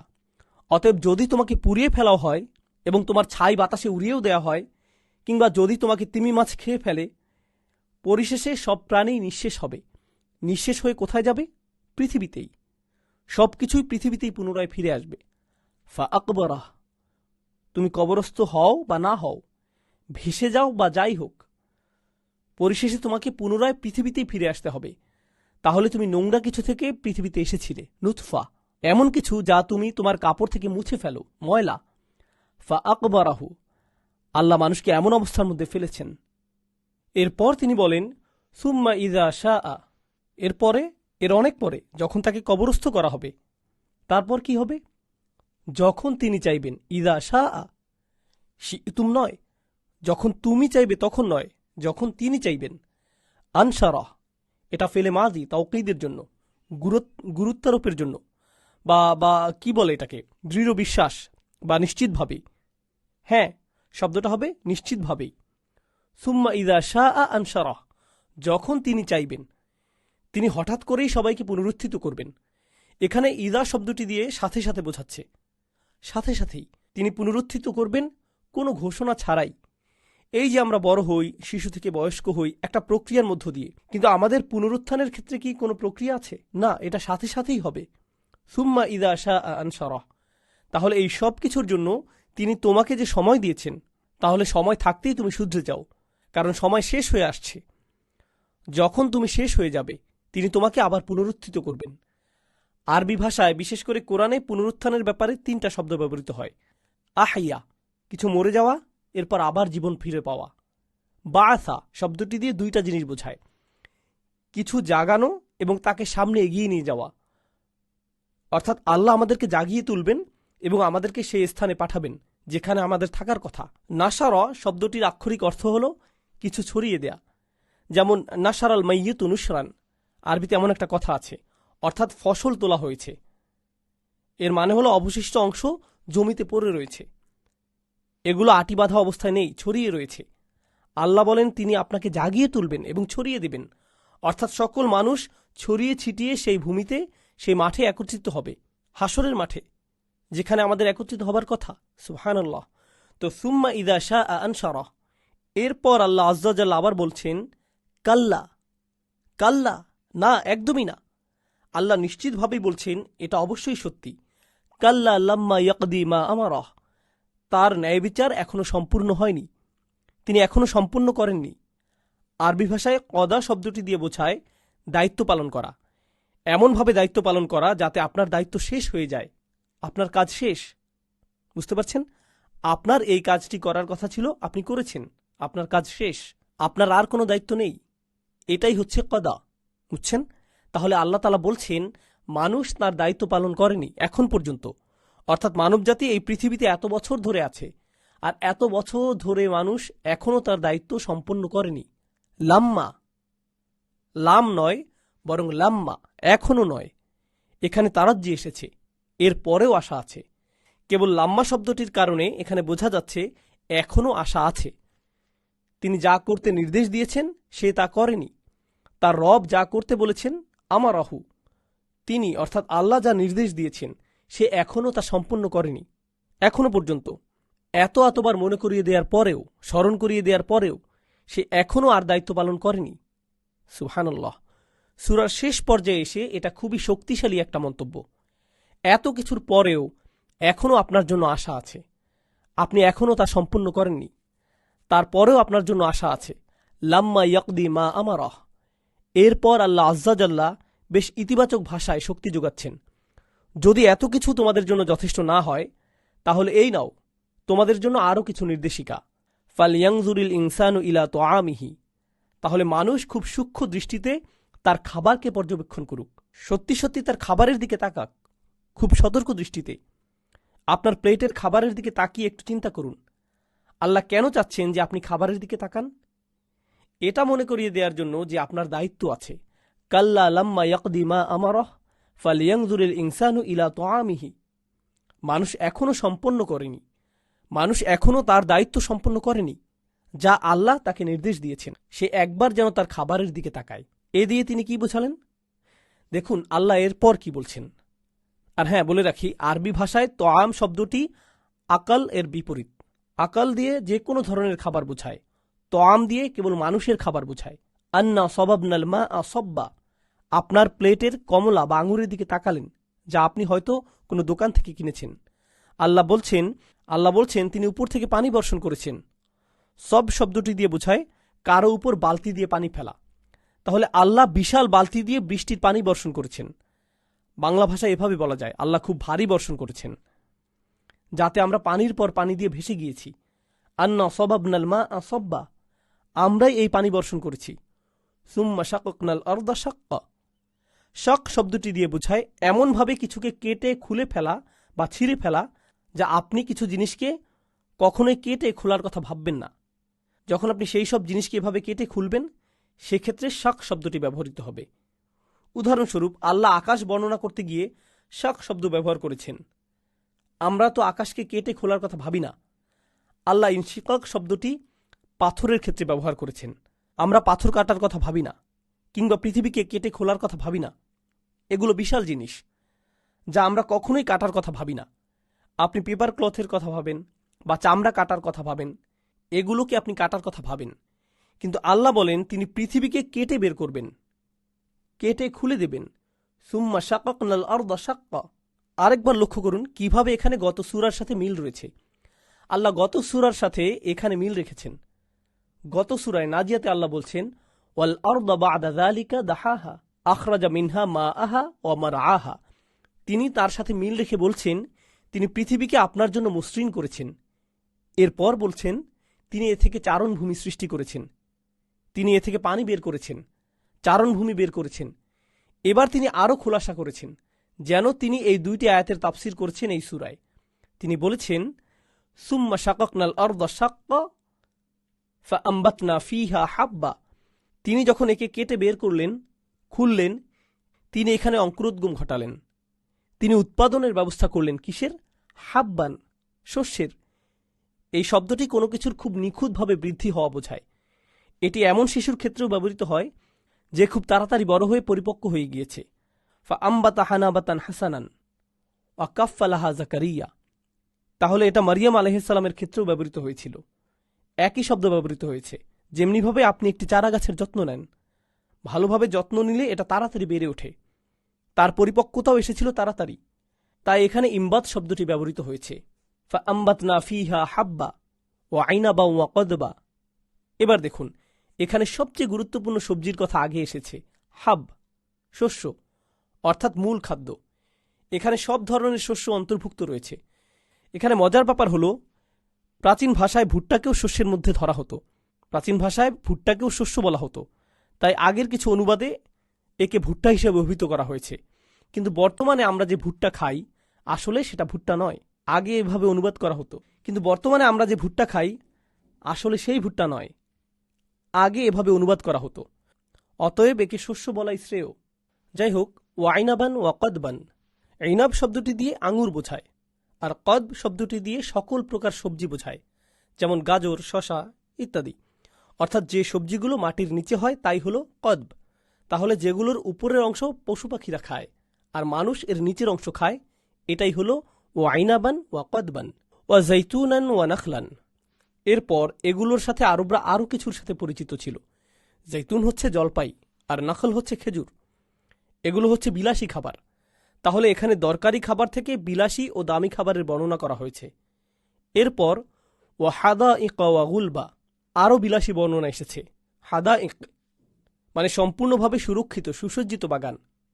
গুলবা শব্দটি দিয়ে বোঝায় মোটা, এমন বৃক্ষ যা খুবই মোটা। এই শব্দটি আগলাব শব্দের বহুবচন। এটা আগলাব শব্দের জমা গুলব, আর এটা বিশেষণ হিসেবে এসেছে। হাদা ইকা শব্দটিতে তানবিন নেই, হাদা ইকান বলা হয়নি, বলা হয়েছে হাদা ইকা। এর কারণ হলো কিছু জম্মু তাকসির, কিছু ভগ্ন বহুবচন। সহজে বললে, বিশেষ করে যেগুলোতে আলিফ থাকে, আপনি সেগুলোতে তানবিন দিতে পারবেন না, আপনাকে ফাতহা দিতে হবে। কিন্তু গুলবান শব্দে এরকম কোনো বাধ্যতা নেই। তো যাই হোক, ওয়া হাদা ইকা ওয়া গুলবা, এবং এমন বাগান যাতে রয়েছে মোটা বৃক্ষ যার ছালগুলো খুবই পুরো এবং এগুলোর শাখা প্রশাখা খুবই বিস্তৃত, অর্থাৎ খুবই বিশালাকার বাগান। অফাকিহাতিম ওয়া আব্বা। আরবি ভাষায় ফাকিহা শব্দটি দিয়ে বোঝায় সুস্বাদু ফল। প্রাচীন আরবিতেও এ দিয়ে বোঝায় সুস্বাদু ফল। ফাকিহা শব্দটি দিয়ে বোঝায় অত্যাধিক আনন্দিত হওয়া। আসলে আরবরা যখন কোনো সুস্বাদু ফল খেত তখন কি হতো? আহ, খুবই মজা। এখনকার সময়ে দেখবেন আপনি খুব মিষ্টি কমলা বা আপেল খান, আপনার চোখে মুখে তৃপ্তির হাসি দেখা দেবে। তো এই জন্যই বলা হয়েছে ফাওয়াকিহ বা ফাকিহা। ফাকিহীন শব্দটি দিয়ে জান্নাতের মানুষদেরকে বোঝানো হয়েছে। তারা অত্যাধিক আনন্দে আনন্দিত হবে। যখনই তারা কিছু খাবে তাদের চোখে মুখে বড় হাসি দেখা যাবে। ফাকিহিনা বিমা আতাহুম রব্বুহুম। যাই হোক, কিছু আলেম মন্তব্য করেছেন ফাকিহা দিয়ে খেজুর, ডালিম বা আঙুরের মতো ফল ছাড়া অন্য খাবার বোঝায়। এ থেকে বোঝা যায় আগের আয়াতে ইনা বা ওয়াকদবান ইত্যাদি আয়াত কেন নাজিল হয়েছে। ওয়া আব্বা, আব শব্দটি দিয়ে বোঝা যায় ঘাস, সাধারণ অর্থে চারণভূমির ঘাস বা এই ধরনের সাধারণ শাকসবজি যা সকল পশু পাখি খেয়ে থাকে। তাহলে এই সব কিছুর মধ্যে প্রাণীর জন্য নির্দিষ্টভাবে একটি শব্দ এসেছে, কোনটি? আব্বা। আব্বা শব্দটি দিয়ে নির্দিষ্টভাবে প্রাণীদের জন্য বোঝাচ্ছে। এর বেশিরভাগই ব্যবহৃত হয়েছে মানুষের জন্য। এখন কোরআনের অন্যান্য জায়গায় আপনি দেখবেন কোরআন কোনো বর্ণনার ক্ষেত্রে খুবই খুবই সূক্ষ্মভাবে শব্দের ব্যবহার করেছে, এমনকি ছোট কোনো কিছুর বর্ণনার ক্ষেত্রেও। এখানে কি মানুষের খাবার নাকি প্রাণীর খাবারের প্রতি গুরুত্ব আরোপ করা হয়েছে? মানুষের খাবার। অন্য জায়গায় দেখবেন জারআন শব্দটি এসেছে। জারআন হচ্ছে প্রাণীর খাবার, বিভিন্ন ফসল প্রাণীর খাবার। যেখানে প্রাণীর খাবারের বর্ণনা এসেছে, আল্লাহ মাতা শব্দটি ব্যবহার করতে প্রাণীকে আগে এনেছেন, আমাদেরকে পরে। এখানে আমাদের গুরুত্ব বেশি। তিনি বলছেন মাতা আল্লাকুম ওয়ালিয়ান আমিকুম, এটা তোমাদের জন্য ও তোমাদের গবাদি পশুর জন্য। তাহলে গবাদি পশুর কথা পরে বলা হয়েছে, কেননা আলোচ্য অংশে তাদের খাবারের বিষয়টি কম গুরুত্বপূর্ণ। এটা কোরআনের অন্যতম মাহাত্ম্য। আপনি হয়তো এই ধরনের ব্যবহার করবেন যখন আপনি কিছু বলতে যাবেন, যখন আপনি কিছু লিখবেন। আমি এই জায়গাটা আরেকটু সংশোধন করে নিই, তাহলে প্যারাগ্রাফের সাথে বেশি সামঞ্জস্যপূর্ণ লাগবে। কিন্তু কোরআন কিন্তু আগে লিখিত হয়নি। এটা আমাদের কাছে এসেছে কিভাবে? মুখে বলার মাধ্যমে, কথার মাধ্যমে। এটা যে কোনো মানুষের বানানো কথা নয়। এটা তার আরেকটা প্রমাণ। মানুষ এভাবে ভাবতে পারে না। আমার কথাগুলো আমি এভাবে সাজাবো, এ তারপর বি তারপর সি, কেননা গত সূরায় এখানে এ প্রথমে ছিল, তারপর দ্বিতীয়তে বি ছিল, শেষে বা তৃতীয়তে সি ছিল। আমরা যখন কথা বলি আমরা এভাবে ভেবে ভেবে কথা বলতে পারি না এভাবে। কিন্তু আল্লাহ আযজা জাল্লা তার কথাগুলোকে এমন জটিল সমীকরণে মিলিয়েছেন। সুবহানাল্লাহ তাআলা। মাতা আল্লাকুম ওয়ালিয়ান আমিকুম। তো এখানে গত সূরাটি ছিল মানুষের জন্য হুমকি স্বরূপ। নেতিবাচকভাবে বলা হয়েছে, কত বড় সাহস যে তুমি অস্বীকার করো। তুমি তোমার কবরে পৌঁছে যাবে, তারপরেও অস্বীকার করতে থাকবে। এই পথ এখানে আল্লাহ তিরস্কার করেছেন। কিন্তু এরপর সূরার শেষ পর্যায়ে এসে আল্লাহ বলছেন কাল্লা লাম্মা ইয়াকদি মা আমারহ, সে এখনও তার দায়িত্ব পালন করেনি। অর্থাৎ এখানে কিছুটা হলেও আশা আছে। যেখানে আশা থাকে সেখানে ইতিবাচক স্বরেই বলা হয়। তাহলে লক্ষ্য করুন, তোমার খাবারের দিকে তাকাও, তুমি যা যা উপভোগ করো এগুলো সবই তুমি ও তোমার পালিত পশুর জন্য সৃষ্টি করা হয়েছে। সুতরাং তোমার কৃতজ্ঞতা বোধই তোমাকে ইসলামে দাখিল করাতে বাধ্য। কেবল কোরআনের বাণী নয় বা তোমার নিজের বোধ নয়, তুমি যে খাবার খাও তার প্রতি কৃতজ্ঞ হলেও তো তুমি ইসলাম গ্রহণ করবে। দ্বিতীয়বার আল্লাহ আমাদেরকে বোঝাচ্ছেন। সুবহানাল্লাহ। তো পরিশেষে যদি এটাও তোমাদের জন্য যথেষ্ট না হয় তাহলে তোমার জানা উচিত যে কেন তোমার কৃতজ্ঞ হওয়া উচিত। পরিশেষে ইনদার। তাহলে এখানে বিভিন্ন প্রকারের সতর্কতা দেয়া হচ্ছে, আর এটা হচ্ছে শেষ সতর্কবার্তা। ফাইদা জাআতিস সাখা, গত সূরার সাথে সম্পর্কিত আরেকটি আয়াত। গত সূরায় আমরা পড়েছি ফাইদা জাআতিত তাম্মাতিল কুবরা। আমি আপনাদেরকে বলবো কেন এখানে কুবরা শব্দটি ব্যবহৃত হয়েছে। সেই সূরায় শব্দের কিছু সৌন্দর্য ও মাহাত্ম্যের ব্যাপারে আমি তখন বলিনি, আমি ভেবেছি যে এখন বলবো। দেখুন, গত সূরায় ফেরাউন বলেছিল আনা রব্বুকুম আল আলা। তার কিবির ছিল। আল্লাহ কিভাবে তাকে ধ্বংস করলেন? আল্লাহ তাকে পানিতে ডুবিয়ে দিলেন। আল্লাহ তাকে তম্মা দিলেন। তম্মা হচ্ছে এমন ধ্বংস, এমন বিপর্যয় যা আপনাকে চারপাশ থেকে ঘিরে ধরে। কিন্তু দুইটির তুলনা করলে সেই বিপর্যয় তো কিছুই নয়। আরেকটি বিপর্যয় আসছে। এটা এতই বড় যে এটা মানুষকে চারিপাশ থেকে ঘিরে ধরবে। তাই তিনি বলেন তম্মা আল কুবরা, সেই প্রেক্ষাপটে এখানে এই সূরাটি শুরু হয়েছে এমন কিছু লোকের বর্ণনা দিয়ে যারা অহংকারী। এরা ওহীকে হালকাভাবে নেয়, তারা শুনেও না শোনার ভান করে। মূলত তারা শোনার ভান করে কিন্তু আসলে শুনে না। এরপর একজন আছে যে আসলেই শুনতে চায়। এবার আল্লাহ আযজা জাল্লা একটি হুমকি দিয়ে সূরাটি শেষ করেছেন, ফাইদা জাআতিস সখা, যখন সে আর্তচিৎকার আসবে। সখা হচ্ছে এমন চিৎকার, এমন ভয়াবহ চিৎকার যে ব্যক্তি এর আশেপাশে থাকবে, যার কানে এটা প্রবেশ করবে, তারা বধির হয়ে যাবে। এটা বধির হয়ে যাওয়ার মতো প্রকট চিৎকার। তাহলে আপনি এখন এই সতর্কতা শুনে না শোনার ভান করতে পারেন, আপনি এখন ওহীকে এড়িয়ে যেতে পারেন। তবে জেনে রাখুন, সখা আসছে এবং সেটা কিন্তু আপনি কোনোভাবে এড়াতে পারবেন না। এটা কিছুটা কাব্যিক শব্দচয়ন বলা যায়, যেভাবে সূরাটি শুরু হয়েছে। সুবহানাল্লাহ। ফাইদা জাআতিস সখা ইয়াউমা ইয়াফিরুল মারউ মিন আখিহি, যেই দিন, সেই লোকের জন্য। মার শব্দটি দিয়ে এমন লোককে বোঝাচ্ছে। মার ও রজুল শব্দের পার্থক্যটা একটু পরে বলছি ইনশাআল্লাহ। এমন লোক পালিয়ে যাবে, দৌড়ে পালাবে। আরবি ভাষায় দৌড়ের জন্য কয়েকটা শব্দ আছে, রাহাবা, আবাকা, ফাররা। ফাররা শব্দটি ব্যবহৃত হয় যখন আপনি কোনো কিছু দেখে ভয়ে দৌড়ে পালান। ফাররা শব্দটি ব্যবহৃত হয় যখন আপনি কোনো কিছু দেখে দৌড়ে পালান ভয়ে। আপনি রাস্তা দিয়ে হাঁটছেন, হঠাৎ দেখতে পেলেন একটা বুনো কুকুর রাগে গজরাচ্ছে এবং আপনার দিকে এগিয়ে আসছে। এই অবস্থায় আপনি দৌড়ে পালালেন, একে বলা হবে ফাররা। কিন্তু যখন আপনি দৌড়ে ব্যায়াম করছেন, সেটা কিন্তু ফিরার নয়। যখন আপনি আপনার শত্রুকে দেখে দৌড়াচ্ছেন, সেটা হলো ফিরার। বুঝতে পারছেন? এখন ইয়াউমা ইয়াফিরুল মারউ, মানুষ প্রচণ্ড ভয়ে দৌড়াবে, প্রচণ্ড ভয় পেয়ে দৌড়াবে। কার থেকে? মিন আখিহি, তার নিজের ভাই থেকে। এ তার ভাইয়ের দিকে তাকাবে, সে তার ভাইকে দেখে প্রচণ্ড ভয় পাবে। এখন যখন আপনি কাউকে দেখে প্রচণ্ড ভয় পেয়ে যান, আপনি কোথায় গিয়ে আশ্রয় খোঁজেন? নিজের ভাইয়ের কাছে, আপনার মায়ের কাছে, আপনার বাবার কাছে, আপনার পরিবারের কাছে। অর্থাৎ আপনার বিপদ থেকে বাঁচতে এদের কাছে গিয়ে আশ্রয় নেন। আল্লাহ ঘটনাটা ঘুরিয়ে বলছেন, সেদিন মানুষ কার কাছ থেকে দৌড়ে পালাবে? ইয়াফিরুল মারউ মিন আখিহি, প্রচণ্ড ভয়ে নিজের ভাইয়ের কাছ থেকে, প্রচণ্ড ভয়ে নিজের ভাইয়ের কাছ থেকে পালাবে। সুবহানাল্লাহ। কেন এমনটি হবে? প্রথমত, আপনার ভাই, আপনার পরিবার। কিছু আলেম বেশ শক্তিশালী মন্তব্য করেছেন, আপনার পরিবারের সাথে আপনি সবচেয়ে বেশি সময় কাটিয়েছেন। মানুষ একে অপরের সাথে বাস করে, সে কার সাথে বেশি সময় থাকে? তার নিজের পরিবার। আর যখন আপনি কারো সাথে যত বেশি সময় থাকবেন, আপনার তার হক নষ্ট করার সম্ভাবনা ততটাই বাড়তে থাকবে, কারণ আপনি তার সাথে বেশি সময় ধরে আছেন। সুতরাং যার সাথে আমার কোনোদিন দেখাই হয়নি, তার সাথে ভালো ব্যবহার করা আমার জন্য সহজ, কিন্তু আমার কাজিনের সাথে সেটা করা কঠিন। কেননা যখনই আমরা কথা বলি, যখনই আমাদের দেখা হয়, আমাদের ঝগড়া লাগে। যখন আমার আম্মা ডাকেন, আমার আব্বা ডাকেন, আমি মেজাজ হারিয়ে ফেলি, ঝগড়া লেগে যায়, তাই না? তাহলে মানুষের হক নষ্ট করার কাজটি কোথায় বেশি হয়? পরিবারে। এটা পরিবারেই বেশি হয়। স্বামী স্ত্রীর হক নষ্ট করে, বাচ্চাদের হক নষ্ট করে, পিতামাতার হক, ভাইদের হক। তাহলে যখন সে এদেরকে দেখবে, তারা কি বলবে? ও, তুমি তো আমার ভাই, এসো, আমরা তো এক পরিবারের, যা হওয়ার হয়েছে বাদ দাও, এসো। না, কেউ এসব পাত্তা দেবে না। অতাকাত্তাআত বিহিমুল আসবাব, সকল সম্পর্কই সেদিন ছিন্ন করা হবে।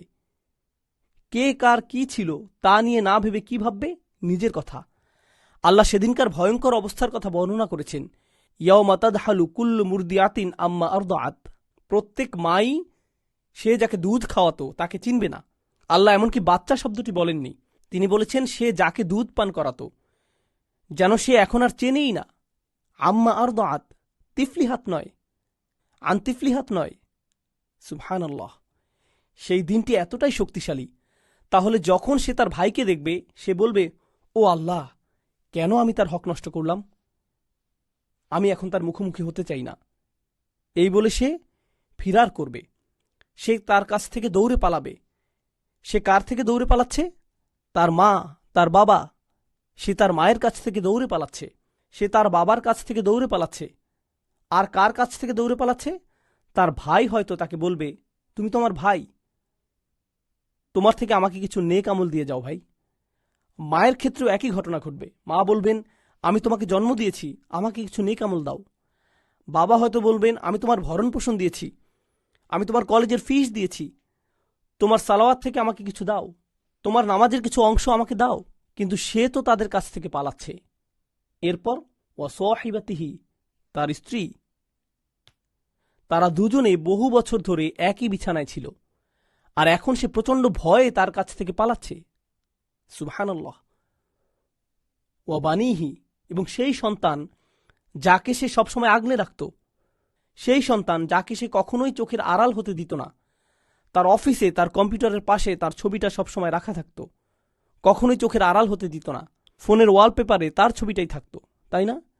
এই আমার ছেলে, আপনার ছেলের বিয়ের ছবি, আপনার নাতি নাতনিদের ছবি। বাবা মা যখন সন্তানদের কাছ থেকে আলাদা হয়ে যান, তখন তারা কি সবচেয়ে পছন্দ করে? তারা সবচেয়ে বেশি কি চায়? তারা অপেক্ষা করতে থাকে কখন তারা তাদের সন্তানদের দেখতে পাবে। তারা মূলত এটা নিয়েই বাঁচে, তাদের সন্তানকে দেখার আশায়। যখন তারা তাদের বাচ্চাকে কাছে পায় না, তারা ভেতরে ভেতরে মরতে থাকে। আর এই হলো সেই দিন যখন বাবা মা তার সন্তান থেকে দৌড়ে পালাচ্ছে। সুবহানাল্লাহ, সুবহানাল্লাহ। কতই না অদ্ভুত সেই দিন, যখন সব কিছুর হিসাব নিকাশ ওলটপালট হয়ে যাবে। একবার ভাবুন, আমাদের সময়ে কেউ মারা গেলে, যখন কোনো দম্পতি লম্বা সময় ধরে বিবাহিত থাকে, এরপর স্বামী মারা গেলে বা স্ত্রী মারা গেলে তারা কত মারাত্মক ট্রমার মধ্যে দিয়ে যায়। চিন্তা করুন, একাকিত্ব, বেদনার মধ্য দিয়ে যায়, তাই না? এমনকি খ্রিস্টানদের মধ্যেও এটা কমন। ইদানিং মুসলিমরাও এভাবে ভাবা শুরু করেছে, ওহ, আমি তার সাথে জান্নাতে দেখা করব, তাই না? এরকম ভাবে অনেকে, ওহো, সে নিশ্চয়ই জান্নাতে আছে, আমার জন্য অপেক্ষা করছে, আমরা আবারও একত্র হব। জান্নাতের আগে হাসরের ময়দানের কথা একবার ভাবুন। হাসরের মাঠে কিন্তু আপনি বলবেন না, চলো হাত ধরে একসাথে পার হই।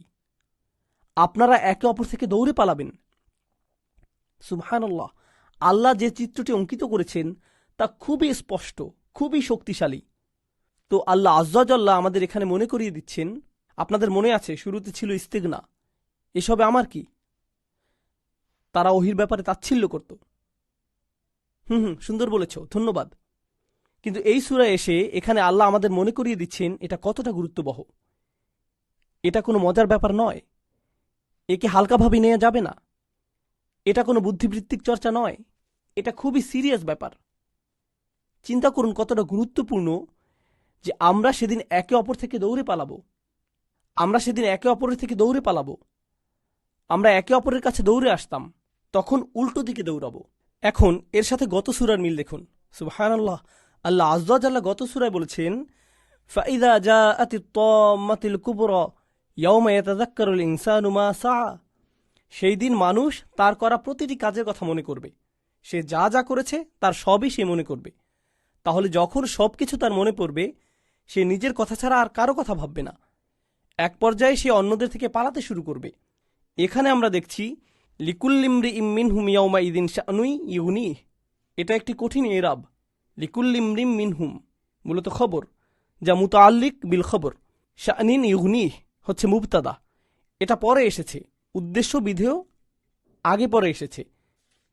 এবং ইয়াওমা ইদিন হচ্ছে জর্ফ। একটু ব্যাকরণ নিয়ে আলাপ করছি। আপনাদের অনেকেই একদিন ব্যাকরণ শিখবেন, আপনাদের এটা কাজে আসবে ইনশাআল্লাহ তাআলা। তো যা হোক, ইয়াওমা ইদিন হচ্ছে জর্ফ, এটা বাক্যের অংশ। এটা আগে পরে করার কারণ হলো, যদিও প্রত্যেক শেষ ব্যক্তির জন্য আমি আপনাদেরকে মার শব্দের অর্থ বলিনি। আল মার উ ইয়াওমা ইয়াফিরুল মার উ। আবার এখানে ইমরুন, লিকুল্লি ইমরিন, দুটি একই শব্দ। এই শব্দটি রজুলের বিপরীত। রজুল দিয়ে কোনো পুরুষ বা পুরুষত্ব বা সাহসিকতা বোঝায়। ইমরুউন শব্দটি মুরআ থেকে এসেছে, বীরত্ব, আত্মত্যাগ। একজন পুরুষের আভিজাত্য, সে অন্যের জন্য তার নিজেকে বিলিয়ে দিচ্ছে। ভাই, আপনার ব্যাগটা আমাকে দিন, আসুন আপনাকে রাস্তা পার করে দেই। বুঝতে পারছেন? দেখি আপনার ফার্নিচারটা নিয়ে দেই, আপনার ব্যাগটা আমাকে দিন, আপনি উপাসে দাঁড়ান। যখন কোনো পুরুষ এটা করে, সে তার মুরআ প্রকাশ করছে। আল্লাহ বলেন, এই মার যে বীর সুলভ, মহান ও সম্মানিত, সে সেদিন কি করবে? লিকুল্লি ইমরিম মিনহুম, প্রত্যেকের থেকে সে কি করবে? ইয়াওমা ইদিন শা'নুন ইউগনিহ, সেখানে শাআন থাকবে। শাআন এমন একটি ব্যাপার, এমন একটি বিষয় যা আপনার জন্য খুবই গুরুত্বপূর্ণ ও একই সাথে আপনার জন্যই প্রযোজ্য। যেমন এই শাআন শব্দটি আল্লাহর জন্য ব্যবহৃত হয়েছে, কুল্লা ইয়াউমিন হুয়া ফি শাআন। এখানে আল্লাহর কথা বোঝাচ্ছে প্রত্যেক দিন তিনি গুরুত্বপূর্ণ কাজে ব্যস্ত রয়েছেন, গুরুত্বপূর্ণ ও উপযুক্ত কাজে। আল্লাহ বলছেন সেই দিন প্রত্যেক মানুষ এত গুরুত্বপূর্ণ একটি কাজে ব্যস্ত থাকবে। কি সেই কাজ? গত সূরায় তার নিজের কাজের ব্যাপারে যা বলা হয়েছে, ইয়াউমা ইয়াতাযাক্কারুল ইনসানু মা সাআ। তারা এই কাজে এতটাই মগ্ন থাকবে যে কাজের কারণে তাদের মধ্যে ইগনির প্রভাব পড়বে। এটা চমৎকারভাবে ইস্তিগনা শব্দটি বিপরীত হিসেবে এসেছে। শুরুতে বলা হয়েছে আম্মা মান ইস্তাগনা, এখানেও একই শব্দ ব্যবহার, ইগনিহি। ইগনিহি শব্দটির অর্থ এমন কাজ যা এতটাই গুরুত্বপূর্ণ, এটা আপনাকে এতটাই ব্যতিব্যস্ত বানিয়ে দেয় যে আপনি দুনিয়ার বাকি সব কিছু ভুলে যান।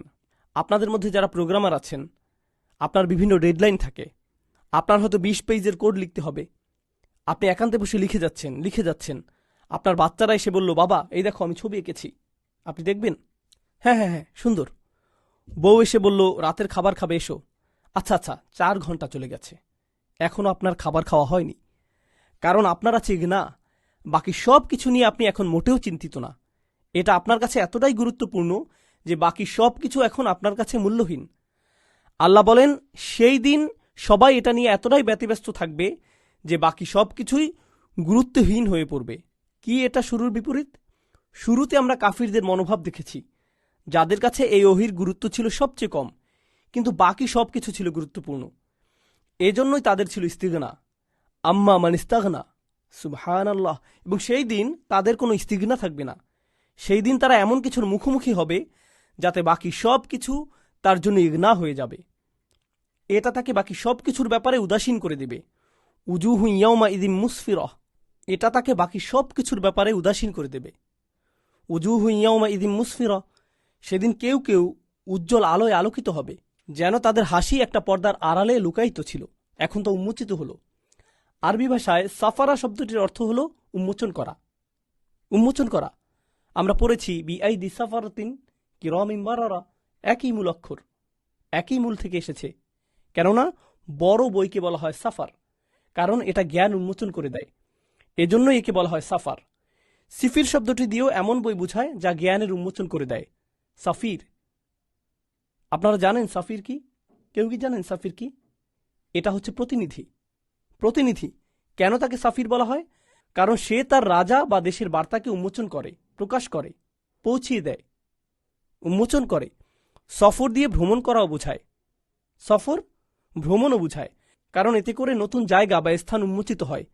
তাহলে আল্লাহ আজ্জাল্লাহ এখানে বিশ্বাসীদের ব্যাপারে বলছেন, তিনি যা বুঝিয়েছেন তা হল সে হয়তো খুব কঠিন জীবন পার করছে। লাকাদ খলাকনাল ইনসানা ফি কাবাদ, তিনি মানুষকে কঠিন অবস্থার মধ্যে সৃষ্টি করেছেন। বিশ্বাসীদের ব্যাপারে আল্লাহ বলেন, যুইয়িনা লিল্লাযীনা কাফারুল হায়াতুদ দুনিয়া ওয়া ইয়াসখালুনা মিনাল্লাযীনা আমানু, যারা অবিশ্বাসী তাদের জন্য এই দুনিয়ার জীবনকে চাকচিক্যময় করে দেয়া হয়েছে, এবং যারা বিশ্বাসী তাদের নিয়ে তারা মজা করে। সুতরাং তারা মানুষের কটু কথা শুনে থাকে। এমনকি আল্লাহর রাসূলকেও বলা হয়েছে, ওয়ালাকাদ না'লামু আন্নাহু ইউলিকু সাদরুক, আমি জানি আপনার হৃদয় কঠিন হয়ে গিয়েছে, বিমা ইয়াকুলুন, তারা যা বলে তা শুনে। তাহলে এমনকি রাসূলুল্লাহ সাল্লাল্লাহু আলাইহি সাল্লামের অন্তরেও তারা আঘাত দিয়েছিল, যদিও আমরা জানি বেশিরভাগ সময়ই তিনি হাসি খুশি থাকতেন। কিন্তু বিশ্বাসী হলে আপনাকে এমন কঠিন সময়ের মধ্য দিয়ে যেতে হবে যাতে করে আপনার হাসি মুছে যেতে পারে। আল্লাহ বলেন, কিছু মুখের পর্দা সেদিন সরে যাবে এবং তার ঔজ্জ্বল্য ও হাসি উন্মোচিত হয়ে যাবে, অর্থাৎ তারা এখন শুধু হাসতে থাকবে, তাদের আর কোনো সমস্যাই থাকবে না। উজুহু ইয়াউমা ইদিম মুসফিরা, আল্লাহুম্মা জাআলনা মিনহুম, আল্লাহ আমাদেরকে তাদের অন্তর্ভুক্ত করে দিন। দাহিকাতুম, সাধারণ আলো নয়, দাহিকা মানে হাসা, অত্যাধিক হাসা। আরবিতে হাসা মানে তাবাসসামা, তাবাসসামা মানে হলো হাসা। দাহিকাতুন মানে হচ্ছে আপনার দাঁত দেখা যাচ্ছে, আপনি হাসি থামাতে পারছেন না, এমনকি আপনার হাসির শব্দও শোনা যাচ্ছে। সেদিন কিছু মুখে এরকম হাসি দেখা যাবে। এখন আগের সূরাটি লক্ষ্য করলে দেখবেন অন্তর নিয়ে কথা এসেছে, উলুবু ইয়াউমা ইযিন ওয়াজিফা আবসারুহা খাশিআ, সেখানে অন্তরের বর্ণনা দেয়া হয়েছে, চোখের বর্ণনা দেয়া হয়েছে। এই সূরায় মুখের বর্ণনা দেয়া হয়েছে। এই দুইটি সম্পর্কযুক্ত। তার ভেতরে কি হচ্ছে আর তার বাইরের বাহ্যিকভাবে কি হচ্ছে, একটির সাথে অপরটি সম্পর্কযুক্ত। সুবহানাল্লাহ। উজুহু ইয়াউমা ইযিন মুসফিরা দাহিকাতুম মুস্তাবশিরা।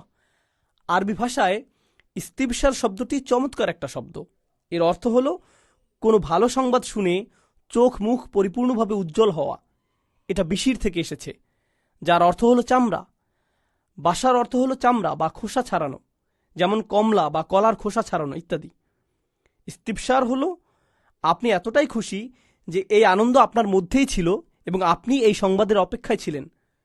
সংবাদ পেয়ে আপনার দুঃখের পর্দা সরে গিয়েছে এবং আনন্দ উন্মোচিত হলো। এটাই হলো ইস্তিবশার। তাহলে প্রথমত উন্মোচিত হলো, এরপর মুস্তাবশিরা দিয়ে বোঝাচ্ছে আনন্দ বের হয়ে আসলো। দাহিকাতুম মুস্তাবশিরা ওয়া উজুহু ইয়াউমা ইযিন আলাইহা গবারা। সেদিন এমন কিছু মুখ দেখা যাবে, তাদের মুখে গবারা থাকবে। আরবি ভাষায় গবারা অর্থ হলো এমন ময়লা যা বাতাসে ভেসে কিছুর উপর পড়ে শক্ত হয়ে যায়, একে ধোয়াও কঠিন হয়ে যায়। তো এখানে গাবারা দিয়ে বলা হচ্ছে ময়লার স্তূপ কারো মুখের উপর পড়ে তার মুখ ময়লা হয়ে পড়েছে, বুঝছেন, এবং তাকে দেখে ময়লা ও কুশ্রী লাগছে। বুঝতে পারছেন?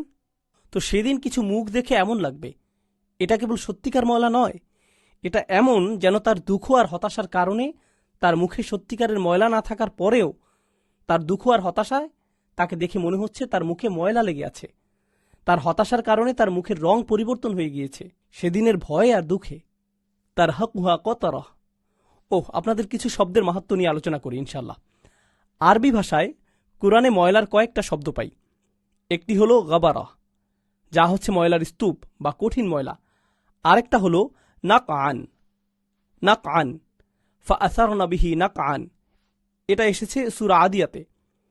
এটা এমন ধুলোর ঝড় যেখানে ঘোড়াগুলো ছুটে গেলে তারা তাদের পেছনে যে ধুলা ফেলে যায় তাকে বোঝানো হচ্ছে, একে বলে নাকআন। এরপর হাবাআন। হাবাআন শব্দটি দিয়ে এমন ক্ষুদ্র ময়লাকে বোঝায় যা আপনি হয়তো খালি চোখে দেখতেও পাবেন না। ওকে, হয়তো বাইরে চমৎকার রোদ উঠেছে, তখন আপনার জানালার কাছে তাকালে হয়তো দেখতে পারেন। এটাই হাবাআন। আল্লাহ বলেন কাফেররা তাদের ভালো কাজ নিয়ে আসবে, ওয়াকাদিমনা ইলা মা আমালু মিন আমালিন ফাজআলাল্লাহু হাবাআম মানসুরা। আমরা একে হাবায় পরিণত করব, হাবায় ছড়িয়ে দেব। তারা যখন তাদের ভালো কাজ নিয়ে আসবে, তারা মনে করেছে তারা ভালো কাজের বোঝা নিয়ে এসেছে। আল্লাহ একে গাবারায় পরিণত করবেন না, নাক আতেও পরিণত করবেন না, হাবা আনে পরিণত করবেন। এত ক্ষুদ্র, কোনোভাবে ধরা যায় না, যেন বাতাসে মিলিয়ে গেল, ধরার কোনো উপায় নেই। সুবহানাল্লাহ। এরপর সূরার শেষে তিনি বলছেন তারহাকুহা কতরাহ। আরবি ভাষায় রহাক শব্দটির অর্থ হল কোনো কিছুর উপর জোর করে চেপে বসা, একে বলা হয় রহাক। তাহলে আল্লাহ বলছেন কতারা, এই কতারা তাদের মুখের উপর চেপে বসবে, এটা মুখের উপর চলে আসবে। তাহলে এই কতারা কি? কতারা হচ্ছে সেই ধোঁয়া যা কোনো কাঠ পোড়ালে বের হয়। এটা দিয়ে এমন ধোঁয়া বোঝায় যখন আপনি কোনো কিছু রান্না করেন বা কিছু বারবিকিউ করেন, এমন কালো ধোঁয়া যা আগুন থেকে বের হয়। বুঝতে পারছেন? মজার ব্যাপার হচ্ছে আরবরা দুষ্টামি করে বলতো, তারা কৃপণ লোকদেরকে বলতো কতির। কাতিল নয়, কতির শব্দের শেষে র আছে। কেন তারা তাদেরকে কতির বলতো? কারণ যদি সে কখনো তার বাড়িতে দাওয়াত দিত, আপনি তার বাসায় খাবারের পোড়া গন্ধ পাবেন বা ধোঁয়া দেখতে পাবেন, কিন্তু ওই দেখা পর্যন্তই শেষ। আপনি আর কিছু দেখবেন না। সে আপনাকে একটু পানি দেবে, এটুকুই। অন্তত আপনি ধোঁয়া তো দেখতে পারলেন, তাই তাকে কতির বলা হতো। ওকে, তো তার হাকুহা কতারা, এই কালো ধোঁয়া তাকে গ্রাস করে নেবে এবং সে এখান থেকে বের হতে পারবে না। তার উপর জোর করে এটা গ্রাস করবে। তাহলে প্রথমে ময়লা, এরপর এই ময়লার স্তূপের উপর কালো ধোঁয়া। সুবহানাল্লাহ। তার হাকুহা কতারা উলাইকা হুমুল কাফারাতুল ফাজারা। এরাই হলো তারা যারা এই দুনিয়ার সবচেয়ে বড় অস্বীকারী। উলাইকা, তাহলে কারা এই জঘন্যতম অস্বীকারী? সূরার শুরুতে ফিরে যাই। আম্মা মান ইস্তাগনা, যে মনে করে তার কিছুর প্রয়োজন নেই। ফা আম্মা মান তাগা ওয়া আসারাল হায়াতাদ দুনিয়া, গত সূরায় বলা হচ্ছে এরাই হলো সবচেয়ে জঘন্যতম অস্বীকারী। এই সূরাটি শেষ হচ্ছে এটা যেখান থেকে শুরু হয়েছিল। তাহলে উলাইকা হুমুল কাফারা, এরাই হলো জঘন্যতম অস্বীকারী। আল ফাজারা, আল ফাজারা মানে হলো যে আল্লাহকে অস্বীকার করে সবচেয়ে জঘন্যভাবে। ফুজুর শব্দের অর্থ হলো খুলে দেয়া। ফজরকে ফজর বলা হয় কারণ এটা অন্ধকারকে খুলে দেয়। এটা ছিঁড়ে ফেলে। তাহলে ফাজার তারা কেবলমাত্র পাপই করে না, তারা খোলাখুলিভাবে পাপ করে এবং বাজেভাবে করে। এমন না যে তারা 99% লাইন ক্রস করে, 1% বা অল্প কিছু। তারা পুরোপুরিভাবে গর্ব অহংকারের সাথে মানুষকে দেখায়, দেখো আমরা আল্লাহর অবাধ্য হচ্ছি, দেখো আমরা আল্লাহর অবাধ্য হচ্ছি, এতে আমরা কতই না খুশি। এটাই আল ফাজারা। ইনশাআল্লাহ তাআলা আমরা সূরার শেষে এসে পড়েছি, তবে আমরা আমাদের ঐতিহ্য ধরে রাখব। আরেকটি বিষয় আছে, কিভাবে এই সূরার শুরুর সাথে শেষের মিল করা হয়েছে। সূরার শুরুতে যাকারা ফি আউয়ালিহা সানাফাইন মিনান নাস, আমরা দুই ধরনের মানুষ দেখতে পাই। আম্মা মান ইস্তাগনা ফাআনতা লাহু তাসাদ্দা, অপরদিকে ওয়া আম্মা মান জাআকা ইয়াসআ ওয়া হুয়া ইয়াখশা ফাআনতা আনহু তালাহহা, আমরা এমন মানুষ দেখি যারা মনে করে তাদের কিছুর প্রয়োজন নেই, এবং এমন মানুষও পাই যে আল্লাহর ভয়ে নবীজি সাল্লাল্লাহু আলাইহি সাল্লামের কাছে দৌড়ে এসেছিলেন। সে আসলে ভয় পেয়েছিল, সে আত্মশুদ্ধি করতে চেয়েছিল, সে ওহির মাধ্যমে নিজের আত্মশুদ্ধি করতে চেয়েছিল, যাতে সে নিজেকে পরিশুদ্ধ করতে পারে। সূরার শেষে আল্লাহ বলছেন, এই দুই ধরনের মানুষের সাথে কি ঘটবে? ঘটনা ঘুরে গেছে। যে দুনিয়াতে ভীত ছিল, পরিশেষে তার মুখে উজ্জ্বল হাসি দেখা যাবে। উজুহু ইয়াওমা ইযিম মুসফিরাহ দাহিকাতুম মুস্তাবশিরাহ, সে এখন ভয়ে জীবন কাটাচ্ছে, সতর্কভাবে চলছে। সে কি যথেষ্ট আল্লাহর আনুগত্য করতে পারছে? সে কি নিজেকে যথেষ্ট পরিশুদ্ধ করতে পারছে? ওহি থেকে সে কি যথেষ্ট উপকৃত হচ্ছে? পরিশেষে তার মুখে এত চওড়া হাসি দেখা যাবে যে সে সেই হাসি আর থামাতে পারবে না। দাহিকাতুম মুস্তাবশিরাহ, যখন সে তার আমলনামা দেখতে পাবে। আর যার মুখে এমন বড় হাসি দেখা যাচ্ছে এবং কোনো কিছুই সে সিরিয়াসলি নিচ্ছে না, ওই যে আদ-দুনিয়া সিজনুল মুমিনিন ওয়া জান্নাতুল লিল কাফির, বিশ্বাসীদের জন্য দুনিয়া হলো কারাগার আর কাফিরের জন্য জান্নাত। যে ইতিমধ্যেই এখানে তার জান্নাত পেয়ে গিয়েছে, তার মুখটা সেদিন কেমন দেখাবে? ওয়া উজুহু ইয়াওমা ইদিন আলাইহা গবারাহ তারহাকুহা কতরাহ উলাইকা হুমুল কাফারাতুল ফাজারা। সুবহানাল্লাহ। এরা কিভাবে ইসলামের বার্তাকে ও নবীজি সাল্লাল্লাহু আলাইহি সাল্লামের কাজকে অবজ্ঞা ও তাচ্ছিল্য করেছে, আর পরিশেষে কিভাবে আল্লাহ তাদের মুখকে অপমানিত করবেন। পরিশেষে আরেকটা বিষয় বলি, আরবি ভাষায় মুখের অপমানকে সবচেয়ে বড় অপমান হিসেবে ধরা হয়। যখন কারো মুখের কথা বলা হয় বা কারো মুখের ব্যাপারে নেতিবাচক কিছু বলা হয়, তখন তাকে সবচেয়ে বড় অপমান হিসেবে ধরা হয়। আরবি ভাষায় এই ব্যাপারটা রয়েছে। সূরাটির শেষে আল্লাহ তাকে তাদের ইস্তিগনার জন্য সবচেয়ে বাজেভাবে অপমান করেছেন। আল্লাহ আমাদেরকে ইস্তিগনা থেকে রক্ষা করুন এবং সত্যিকার ভাবেই আমাদের অন্তরে আল্লাহর উপর ভরসা করার তৌফিক দান করুন। এই স্মরণিকা থেকে যেন আমরা উপকৃত হতে পারি এবং আল্লাহ এখানে আমাদের সবাইকে যা আমরা শিখলাম তা থেকে উপকৃত হবার তৌফিক দান করুন। আল্লাহ আমাদেরকে এই সত্যের উপর চলার তৌফিক দিন এবং আমাদেরকে কবুল করুন। সুবহানাকা আল্লাহুম্মা ওয়া বিহামদিক নাশহাদু আল্লা ইলাহা ইল্লা আনতা নাস্তাগফিরুকা ওয়া নাতুবু ইলাইক। আসসালামু আলাইকুম ওয়া রাহমাতুল্লাহি ওয়া বারাকাতুহু।